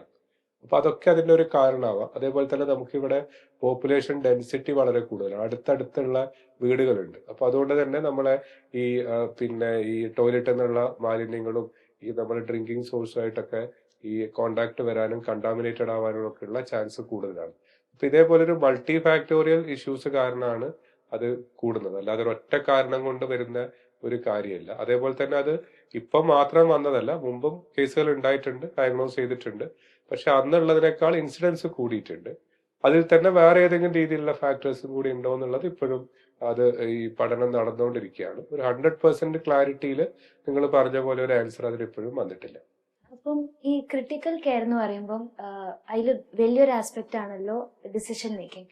അപ്പം സർ അങ്ങനെ ഒരാളുടെ ഒരു ലൈഫ് വെച്ചിട്ട് ഉണ്ടാക്കിയ ഒരു ഡിസിഷൻ, ഒരു ഇൻസ്റ്റൻസ് പറയും? അല്ല, അങ്ങനെ നമുക്ക് ഒരു ഒറ്റ ഇൻസിഡൻസ് ആയിട്ട് പറയാൻ പറ്റില്ല. നമുക്ക് എത്രയോ കേസുകൾ അങ്ങനത്തെ ഇൻസിഡൻസ് വരാറുണ്ട്. അപ്പൊ അതിനകത്ത് നമ്മള് ഡിസിഷൻ തെറ്റായ പോലെ പിന്നെ തോന്നിയിട്ടുണ്ടോ?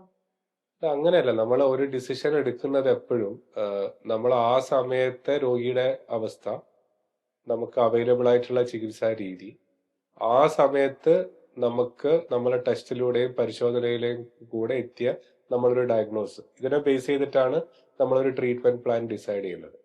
അപ്പൊ അത് ചിലപ്പോൾ നമ്മൾ ആ സമയത്ത് ചെയ്ത ഒരു ഡയഗ്നോസ് ചിലപ്പം കുറച്ചു കാലം കഴിഞ്ഞപ്പോൾ അല്ലെങ്കിൽ കുറച്ച് ആഴ്ചകൾ കഴിയുമ്പോൾ ചിലപ്പോൾ വേറെ രീതിയിലേക്കുള്ള സിംറ്റംസ് ഡെവലപ്പ് ചെയ്യുമ്പോഴായിരിക്കും വേറെ എന്തെങ്കിലും ഒരു അസുഖം കൂടെ ഉണ്ടായിരുന്നു എന്ന് നമുക്ക് മനസ്സിലാവുക. അങ്ങനത്തെ പല സിറ്റുവേഷൻസും നമുക്ക് ഉണ്ടായിട്ടുണ്ട്. തിരിച്ച് അതേപോലെ തന്നെ നമ്മൾ പല സ്ഥലത്തുമൊക്കെ പല രോഗികളെ പല സ്ഥലത്തും കാണിച്ചിട്ട് നമ്മളെടുത്ത് വരുന്ന സമയത്ത് ചിലപ്പോൾ നമുക്ക് വേറെ എന്തെങ്കിലും മുമ്പേ ആ സമയത്ത് ഇല്ലാത്ത എന്തെങ്കിലും ഒരു രോഗലക്ഷണം ആ രോഗിക്ക് വന്നിട്ടുണ്ടാവാം. അപ്പൊ അത് കാണുമ്പോഴായിരിക്കും നമുക്ക് പെട്ടെന്ന് ഡയഗ്നോസ് ചെയ്യാൻ പറ്റുക. മറ്റവർക്ക് ചിലപ്പോൾ അതിനുള്ള ചാൻസ് കിട്ടിയിട്ടുണ്ടാവില്ല. അപ്പൊ ആൾക്കാർ വിചാരിക്കും അപ്പം ഇവർക്ക് അത് ചെയ്യാൻ പറ്റി എന്നുള്ളതാണ്. അപ്പൊ അതൊരു ഈ പല കാര്യങ്ങളുണ്ട്. അപ്പൊ അതല്ലാതെ ഒറ്റ പോയിന്റിനെ ബേസ് ചെയ്തിട്ടായിരിക്കില്ല ഇതേ രീതിയിലുള്ള ഡിസിഷൻസ് വരുന്നത്. അതേപോലെ തന്നെ നമുക്ക് ഈ പറഞ്ഞ രീതിയിൽ പല കാര്യങ്ങൾക്കും ഒരു പ്രോട്ടോകോൾ ഉണ്ട്. അപ്പൊ നമ്മളൊരു പാമ്പ് കടിയായിട്ട് ഒരു രോഗിയുടെ അടുത്ത് വരുന്നു. അപ്പൊ അതിനകത്ത് ആ പാമ്പ് കടീന്റെ ഒരു ചികിത്സ നമ്മൾ ഇന്ത്യയിൽ തുടരുന്ന ഒരു പ്രോട്ടോകോൾ ഉണ്ട്. അപ്പൊ അത് ഏത് ഡോക്ടറെ അടുത്ത് പോയാലും ഏത് ഹോസ്പിറ്റലിൽ പോയാലും ഏകദേശം ഒരേപോലെ ആയിരിക്കും. പക്ഷെ നമ്മളെ ചില മുമ്പത്തെ പരിചയവും അതേപോലെ തന്നെ ഞാൻ നേരത്തെ പറഞ്ഞ രീതിയിലുള്ള നമ്മളെ ഈ വായിച്ചുള്ള അറിവൊക്കെ കൂടെ വെച്ച് നമ്മൾ അത് ഒന്നും കൂടെ ഫൈൻ ട്യൂൺ ചെയ്ത് ആ രോഗിയുടെ സിറ്റുവേഷനിലേക്ക് നമുക്കത് കുറച്ചുകൂടെ എഫക്റ്റീവായിട്ട് ചെയ്യാൻ പറ്റും. അതേ നമുക്ക് പറയാൻ പറ്റുള്ളൂ.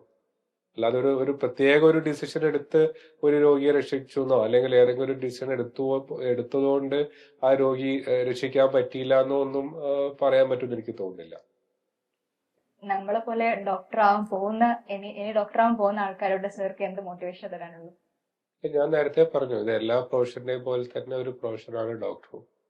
അതേപോലെ നമ്മൾ ഡോക്ടർ ആവുന്നതോടുകൂടി എല്ലാ ആൾക്കാരെയും എല്ലാ അസുഖം കണ്ടുപിടിക്കുകയും അതേപോലെ എല്ലാ രോഗവും മാറ്റുക എന്നുള്ള ആഗ്രഹത്തിലല്ല ചെയ്യുക. നമ്മൾ ഒരു സയൻസ് ആണ് പഠിക്കുന്നത്.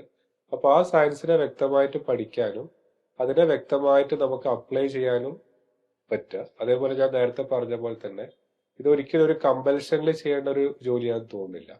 നമ്മൾ അതൊരിക്കലും ഒരു പാഷനേറ്റ് ആയിട്ട് എടുത്തു കഴിഞ്ഞാൽ തീർച്ചയായിട്ടും നമുക്കത് ലൈഫിൽ എൻജോയ് ചെയ്യാൻ പറ്റും. നമ്മളൊരു നിർബന്ധിച്ച ഒരാളെ ഡോക്ടറായി കഴിഞ്ഞാൽ അയാൾക്ക് ജീവിതത്തിൽ ഒരിക്കലും ആ ഒരു പ്രൊഫഷൻ എൻജോയ് ചെയ്യാൻ പറ്റും തോന്നില്ല.